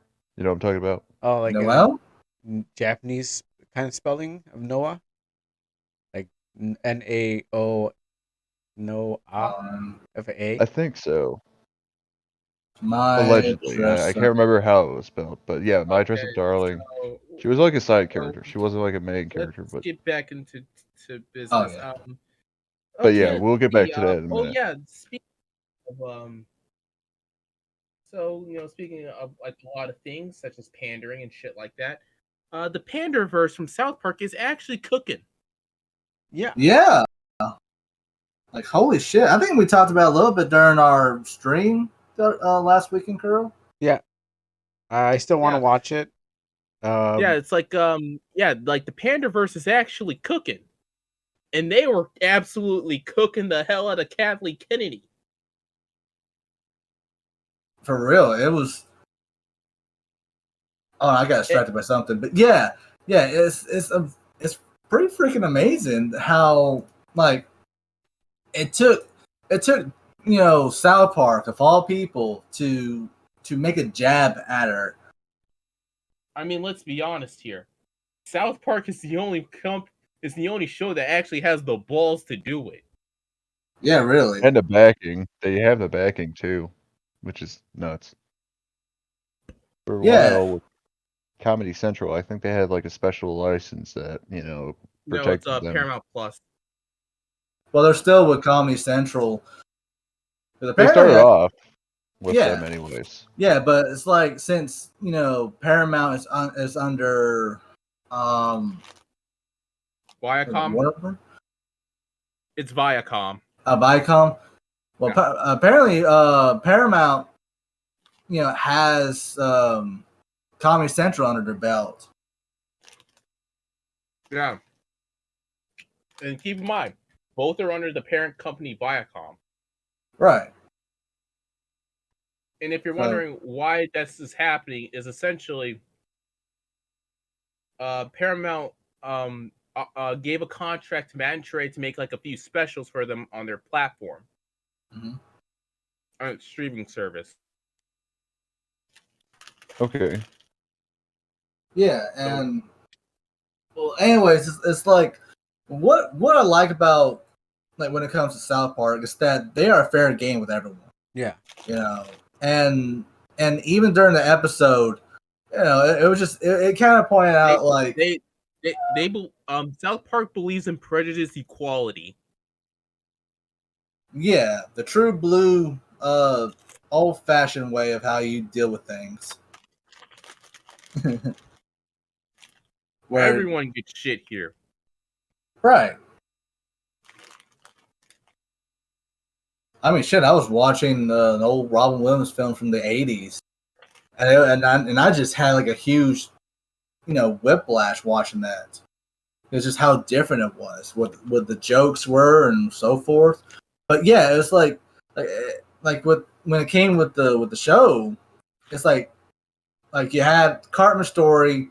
For anyone that I'll give a quick rundown. Like for Cartman's story beat, plot A, Cartman's been having dreams about an alternate universe of where he and his friends and everybody else are all, culturally diverse, women, and it's all because of Kathleen Kennedy. So he freaks out at night terrors, asks his mom, "Hey, make sure Kathleen Kennedy ain't under my bed or in my closet." Wow. He tries to tell his friends, they don't believe him, especially Kyle. But then all of a sudden he gets warped up. Let's be honest here. It makes sense for Kyle not to believe him because they beef with each other every other episode. Right. And then all of a sudden Cartman gets warped up into the thing. And and he was talking about multiverse. They're making a jab at multiverse, how lazy it is, and it's just a cheapskate idea to get away with shit. Like, it's like I think multiverses kind of had to be done right. Like, yeah, it also kind of has to be, in my opinion, has to be used sparingly. Yeah, sparingly and not so much. And I think that's one of the comments they made. But yeah, it's like Cartman gets replaced by the black version of himself. The episode Family Guy called Roads of the Multiverse. Oh. Is that a recent episode? Yeah, I don't remember that one. What, I mean, I don't know by titles. I don't know them by titles, but I'm just wondering if that's a recent year episode. But yeah, essentially, Brian and Stewie got to go to the multiverse. Oh, I remember now. Stewie built a machine that travels them to different universes. Oh, okay. Wait, no, okay, sorry. All right. Yeah, I think I'm remembering now. Yeah, I remember now. Yeah, but yeah, so you got this whole subplot with Cartman's diversity version stuff. It's in his world, he's in her world, run away from the real Kathleen Kennedy, and then the alternate Kathleen Kennedy is what looks like Cartman, which is the worst of both people. Where everything has to be, the famous line like, "Put a chick in it, make her gay and lame as fuck." But but but yeah, then they had like a joke, like how everyone's keeps getting on to Kyle. And it's like, what's wrong with you? You're not going to accept the fact that Cartman decides to become a black independent woman now. And he's like, no, it's not even that. It's not Cartman. I am Cartman. No, you're not Cartman. Go on back and forth, and then you get the conversation between Captain Candy and Cartman, our Cartman, of where how she said she started all of this with good intentions, but then after getting so much hate mail, all ironically from Cartman, of course, it drove her to the point of abusing the thing called the Pander Stone, which is a magical device that Disney apparently has, so they can look into other universes and so they can pander to everyone. But Captain Candy abused the shit out of it, and yeah, now we're in this situation. And Cartman actually learns a lesson here. I mean, he does learn lessons, but it's kind of rare. He's like, but like when he learns a lesson, it just resets. Like, oh, whatever, the lesson's gone. He doesn't care anymore. Yeah, he'll probably go back to his old self anyways the next episode. Yeah, but yeah, what he was saying though is kind of like how we shouldn't be such at the gun and ready at every quote unquote woke thing that we see. I mean, yeah, that makes sense. Yeah, and then there's Randy's storyline, the B plot, where how he was trying to teach the kids how to fix shit because nobody knows how to do shit anymore. Calls the handyman, the fucking handyman, instead of just doing it himself. Exactly, and that kind of like drives like a point, especially at one part with the art. I think they were like doing it like I think they were parodying the strike. I think it's kind of like that, but it's also more so like how like a lot of people want to, because at some point the handyman becomes so fucking rich they wind up having to race to space, and wow. They even like had this whole skit, this gag joke at Home Depot where he had this Mexican pull up and there's all Randy and his buddies, and the guy asked him, hey, I'm looking for somebody who knows how to use a power saw, and then you had Kyle's dad was like, I don't know how to do that, but I give you some lawyer services. Mm-hmm. And it's all, and a lot of this started because of Randy's rant about AI, and then they started talking about how they wasted all their money to get these fancy degrees on just the AI and YouTube and all this other shit just to do their job for them. Yep. Yeah. I have to watch this. Yeah. Damn, I'm shit out of a job now. Yeah. Yeah. AI took my job. Yeah, still. at least I can understand him. Like with me, like I'll just fucking learn. I'll just self-teach myself how to use a microscope and a soldering iron. And that's same with me. And Mazel Tov, I fucking learned how to repair people's electronics. Yeah, Mazel Tov. Yeah, it's funny because I watched that episode immediately after. Like I struggled to try and fix my bathtub's faucet. Like it was just because it was just like one little fucking thing was stuck in there and I couldn't get it out. And so my grandma was like, "Hey, look, we gotta have to call a handyman to get this out." Damn it! All right. Yeah, and my garbage disposal is kind of is not been working for like the past 3 years now. Just so everyone knows, for the record, I fixed my sinks, I fixed my toilets, I fixed my light bulbs. I could do that. I could do a lot of things. Hell, I could even fix my car. That was just the one thing I could not do, and it pissed me off even to this day that I couldn't get that one little fucking screw out. It was stripped. Okay. It was more stripped than a college girl going through, trying to pay for her classes. It was stripped big time. Yeah, and if you're wondering, yeah, I'm looking up like how to to take to properly disassemble a garbage disposal so I could properly clean out the bullshit. Yeah, and I think that's like kind of like the other edge of the internet and the AI shit. That yeah, maybe it might know some things that people pay good money to learn about, but it can also help out people that don't have certain skills to learn about them, so that way they don't have to pay even more money to learn those other skills.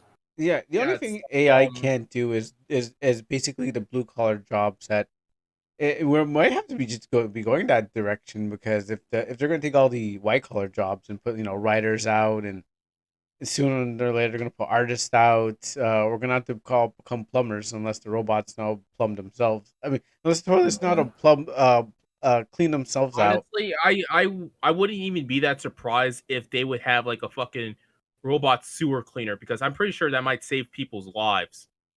Well, there's for the sewer, yes, but what about the toilet itself? Yeah, which to be fair, there are people that do work in the manual services that do use AI to a degree. It's more like help them like measuring and like what Overlord was saying about the sewer stuff. Use robots to go in and look at certain stuff. Even doctors are using AI and robots now to be more efficient with their care and helping people out. Yeah, it's like it's like kind of removing the like a bit of the edge from the more dangerous jobs out there. Yeah, the human error or the deadly error. Yeah, it's more like if I fuck up in some way, shape, or form, I'm fucking dead.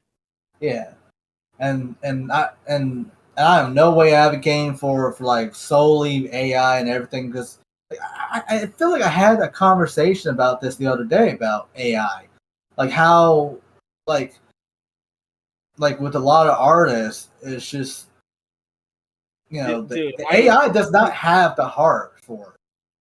There's you can tell, but anyways, which Dogboi, keep that in mind, because especially with the whole like AI artist thing, keep that in mind, because I actually want to talk about that later on. But yeah, currently right now,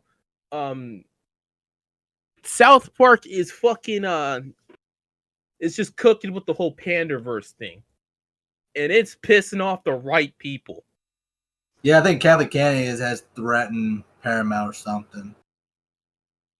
I mean, it's just like when the Royals were threatening South Park, and they're like, "Okay, yeah, it's like, all right, okay, yeah, I remember hearing about that. We've dealt with fucking we've dealt with legal shit before. What the fuck makes you think you're any different? Yeah, just like with Eminem, it's like South Park has dealt with not just with royalty, but even with the government a couple times too. Yeah, they dealt with their own fucking company. And the only time where I think they legit stopped was was the whole 200 and 201 episode where they trying to show Muhammad. Yeah. That was the only time. It's a Jersey thing is the thing that's still ripe in my head. Seeing all those planes coming down, attacking New Jerseyans, or what do you call them? It's a Jersey thing. It's a Jersey thing, yeah. Yeah, it's a Jersey thing. We got some lore with Kyle that he's the Triple J now. He's a Jew, he's a ginger, and he's a Jersey.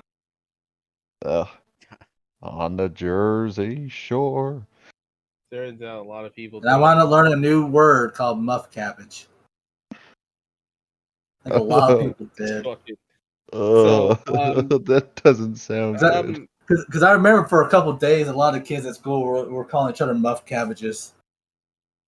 It's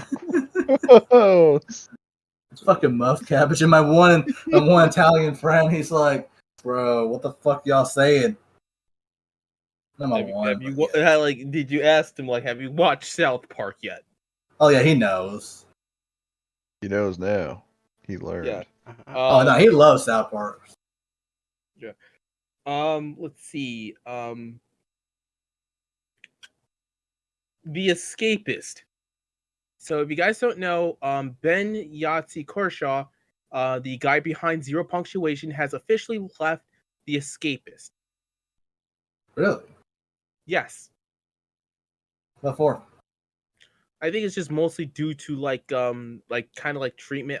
I'm gonna try and find Yongya's video on it because because I watched his video on like why he left the escapist. You guys are wondering who the hell Yahtzee / Yo punctuation is.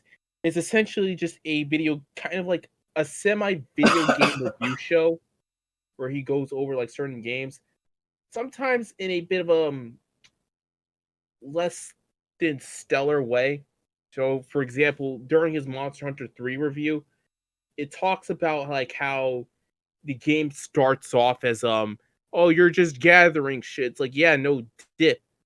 Like, it kind of has to show you like, hey, you can gather stuff, you can in order to gather stuff, in order to fight big monsters, you're gonna have to gather some supplies, whether you like it or not. Yeah. I'm sorry, there's no fucking dedicated tutorial for your sorry ass.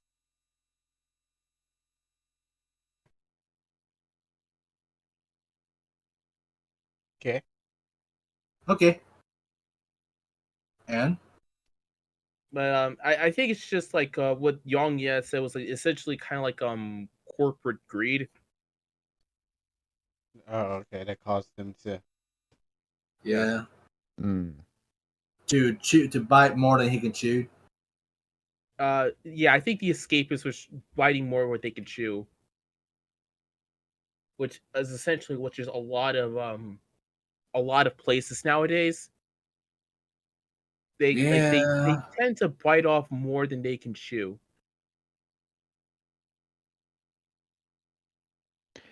And I Sometimes that think it's like, happens. and I think I said it a few times, but it's like sometimes corporations needs to stop growing and they just need to start maintaining. Exactly. I think that's too hard for them to do.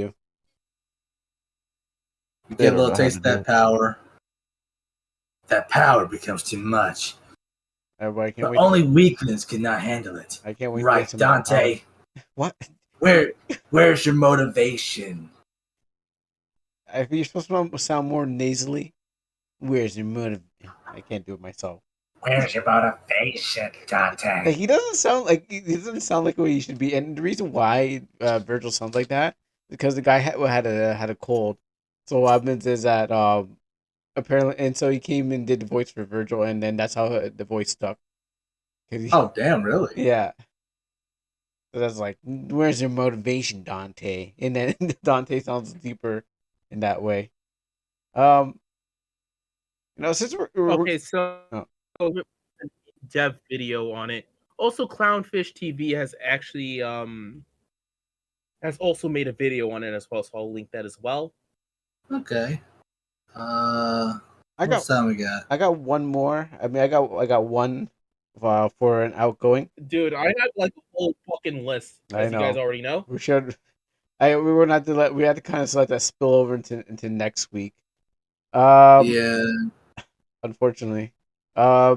Yeah. This might be on your list too, though. Microsoft is using AI to create games. You guys hear about that? What? During their No, but Creating I'm games not with AI. surprised. yeah, Not really surprised. I I was gonna also talk about the YouTube versus ad block situation and how essentially the ad blockers are slowly starting to have people's favors. Yeah. Um, But that one that we could probably save for later. Another one is the lady who made the Vice documentary slandering Lolicon, got fucking won the fucking Emmy. She won an Emmy? Yes. mean, it seems The like woman who basically just shat on an entire country. I A mean, whole she group kind of. of people. I mean, you're just pandering to people who like, yeah. I mean, it's like a free To win. be fair, it's just like a good amount of them are, kid struggle snugglers themselves. Yeah, you're right, and I keep forgetting. It's like, I mean, it's Hollywood. Hollywood's like its own satanic pedophile cult, anyways. So they're going I to was be. trying to not say that, dog boy. You hit the nail right on the. You hit the nail right on the head. You're supposed to bang around the nail. Yeah, Well, yeah. Yeah. Yeah. Well, I mean, are we getting paid though? No, I'm just not saying. really. no, Are we monetized? No. no. No, we get Carol's canceled not yet? even fucking No, not partnered, yet. so Not yet. I'm almost affiliate. Almost. My brother got affiliate before me, and he has less time spent on stream. But I'm still struggling to get affiliate. So. but yeah. Yeah. Good. So yeah, those people are essentially fucking run by kid struggle snugglers and fucking and highly abusive people, so it's not even that impressive. Yeah, And if you're really. wondering why we often call people like aunties often, kid struggle snugglers or fucking or just highly terrible people, is because they are. They have a fucking track record I of mean, them if- either get saying like, oh, I don't like watching. If you like making art of Anya getting fucking tentacle raped, you're a kid diddler, and then later on you're either gonna get exposed as a groomer or a highly terrible person. To be on the contrary, I've been seeing a lot more of Anya diddling what's her surrogate mom's name? Yoko? Yora. Yora, yeah. I've been seeing the other way around. I'm like, I've been seeing. I'm just using it as an I example. know. But what I've been seeing in actuality, I've been seeing the I know opposite. it's not as impactful as the knife wielding hobos, but The What classic, the hell was I going to look up? Fuck. the knife wielding hobos. Yeah, it's just more so like that old quote. Like, I think thou is protestive too much, which basically means like the more you protest against something, the more likely you're in on it. That you're you're in on it, or you're just a very terrible person. right, and it's like that person's like trying to say like, yeah, I don't have any skeletons in my closet. It turns out it has a whole fucking cemetery in that little pantry. and it's and that's why, like, if you really don't like something, to just be kind of like, jackass. yeah, just like it just well let me put it like this though, like going to the whole why what that woman did was so fucked up, and why I am certain that it's just an evil. I'm at least happy that she's at least banned from Japan, though. Well, at this point, really, with all this craziness going on happening towards Japan, I would not be surprised the next year or two they decide to just shut the borders off to us again. Damn it! I didn't even get to go I didn't even take the pilgrimage to Japan yet. I know they keep getting a bunch of whack jobs coming over there and just wrecking their shit and streaming and breaking their rules and laws and yeah. There's and then now you got this crazy bitch, basically slandering a whole entire country, for fucking cartoon shit that's not even real. Like, for God's sakes, like, and I know everybody wants to keep pointing out about the whole fucking age thing. Y'all, in the United States alone, majority of our age of consent is 16. And in some states and places, it's even lower. We are no fucking better. They're not fucking real. Why the fuck are you guys don't let me going on? ask about Canada, because I know all y'all motherfuckers up. No offense, Crow. You're really cool. I love you. You're my bro. I know some of y'all motherfuckers are probably inbred as fuck. You guys, they're not fucking real. Why do you guys care so much? And plus, the more you make it like a big deal about like fictional characters, whether they're young or old, you're taking away the attention of what could have been actually be saved, an actual fucking child. That is probably all more than likely all crowded up in the manners of these rich pricks in Hollywood. And keep in mind, the literal feds themselves say like, hey, can you please stop doing this shit and actually get to real, kid diddlers. And plus, this whole like slander thing goes against our whole fucking, what would you want to call it? Whole parade of righteousness and shit. It's like, oh, we have to be inclusive. We have to be diverse. We have to think of other cultures and shit. And yet, gives a woman who basically did the most racist fucking thing next to Mein Kampf and slanders a whole entire group of people that are slowly dying out. That's true.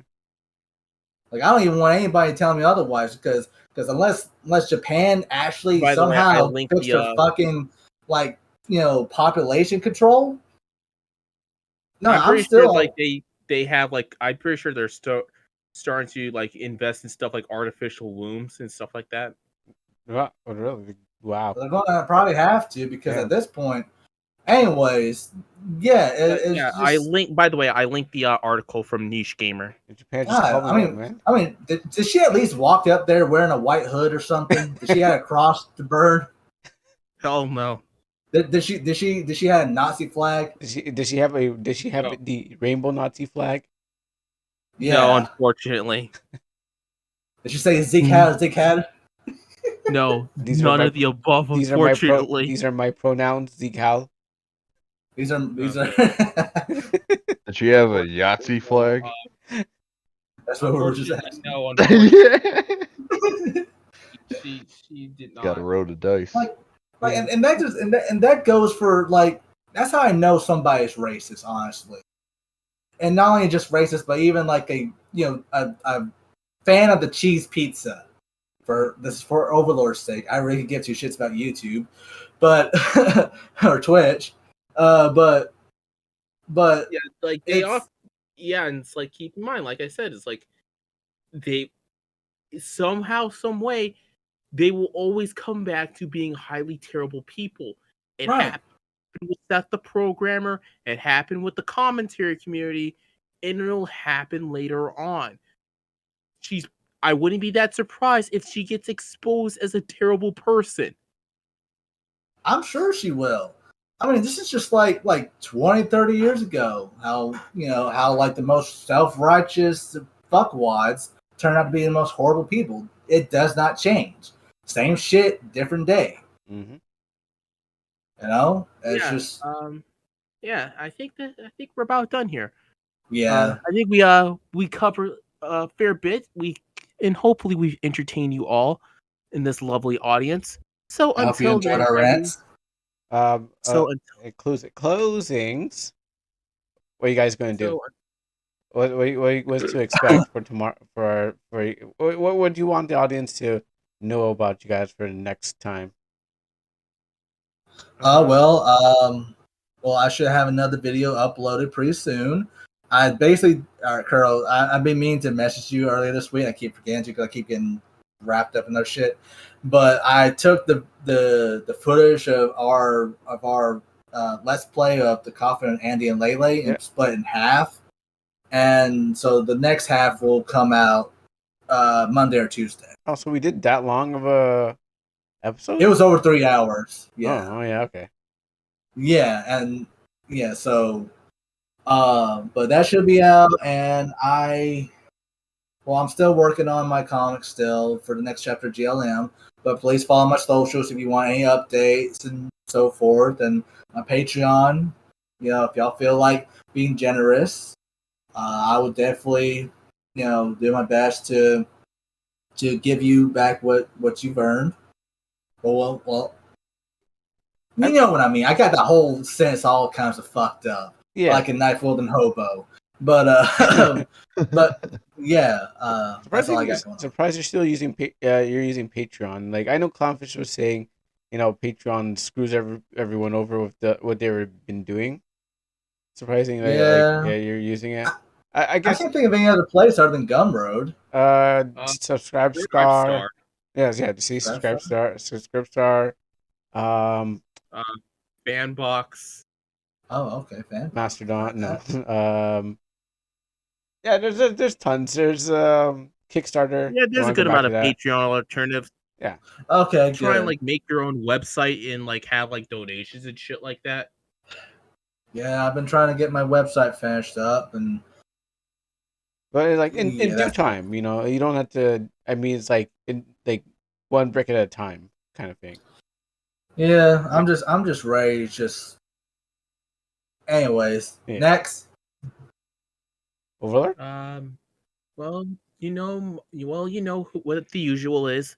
New videos up, and hopefully I can. And I have been actually been showing a few teasers of my comic. And Halloween, I did the Halloween drawing of us as Left 4 Dead 2 characters. Yeah, I saw that one. Oh yeah, I like that. That's really cool. Yeah. Of course, I had Kuro as Nick, myself as Coach, Dogboi as Ellis, and Bandy as Rochelle. Phil's here. The shortest one. If you're wondering about my perspective through the game, I was mostly playing as I have a whole I modded my game, and so Rochelle was essentially the lolly. Oh, right. Okay, so that's why you made her shorter. Right. I remember Like, now. well, he's crouching, but still.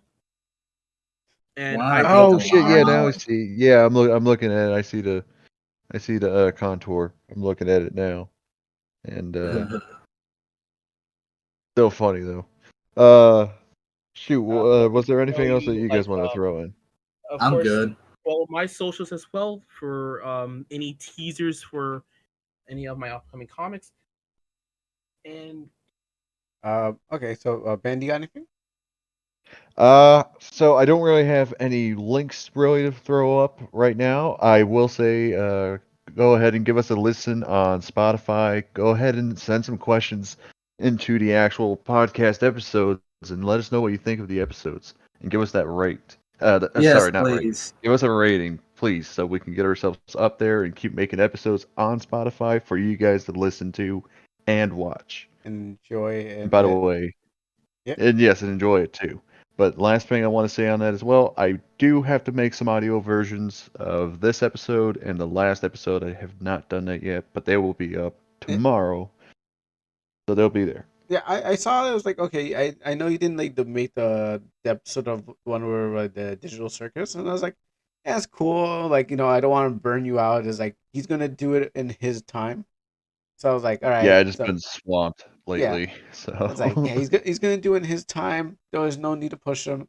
And if these episodes, go by because people are gonna consume these episodes and then they're gonna forget or long-time listeners are probably going to go back and want to have something like that, but I haven't seen any long-time listeners, so there's no pressure. And yeah, I get what you're saying. yeah, and not until we see them popping up and be like, oh yeah, the episode where he said this thing and that thing, it's like, okay, then we gotta start working. Then we got people listening. Yeah. Okay. Anyways, so yes, for me, I have my channel. I have I'll be playing Elden Ring on Mondays or Resident Evil. I gotta finish off the DLC for Resident Evil separate ways. I'm gonna either play it on Wednesday or Monday. I don't know which one I'm gonna play it on. I haven't really put up which one I want. I'm still playing Elden Ring. I almost killed a dragon of Neil. Like there's this big dragon that's on the lake. I almost killed it off screen, but I was like, oh no, I want to kill it on stream. So I I was gonna hit it with one last hit and I died. So I was like, cool, now I can save that for the stream. So I'm playing that. I'm going to do more RPG Maker. I want to stream Half Sword. And if you guys haven't played Half Sword, it's like QWOP. You know, a running game where you have to hit the QWOP and you have to like run across the screen controlling every limb. Yeah. Yeah. So Half Sword is a game where you play with like Wased, and you have to use a mouse to kind of like swing the sword, swing your weapon like realistically. So it's like a realistic medieval fight combat simulator. And what happens is it's popular on stream and stuff like that. And basically, right now what they have for the demo is it's a demo, and all you gotta do is really much uh it's like an endless wave or What's the other one? Yeah, you're pretty much just going through like waves of like enemies, and you're just seeing how far you can go. And you get like different weapons. I have not got past the scythe guy because I'm like I can't master my keyboard abilities. Not like you guys who are master at keyboards. I guys still use a controller, so that's my only one weakness from not getting good at getting good. But I want to stream that someday, and I have to finish off a game on Friday for midnight social reading. So yeah, that's basically what's going to be happening in the future. So Oh not much. yeah, Oh yeah, yeah. no. We definitely gotta finish off the coffin Andy and Lele. Yes, that's true. Yes. You just call me. Be on the lookout for that, y'all. Yep. So I think that's it. And when I do live stream on Twitch, I might be playing more of the Citadel. Oh yeah. Oh. Also, Justice for Honey. What's that? That sounds like a hentai game. Basically, Honey is a lolly VTuber. We did talk about how basically a bunch of aunties were fucking going after her for making a suggestive hand pose. Oh yes. Oh and, yeah. And basically her whole Twitter got fucking suspended. The fuck? Yes. Well, damn. So yeah, Justice for Honey. Justice for Honey. All right. Hashtag. Hashtag Honey Boo Boo. Hashtag. That was bad. Okay. Yes. Good night, y'all. Good night.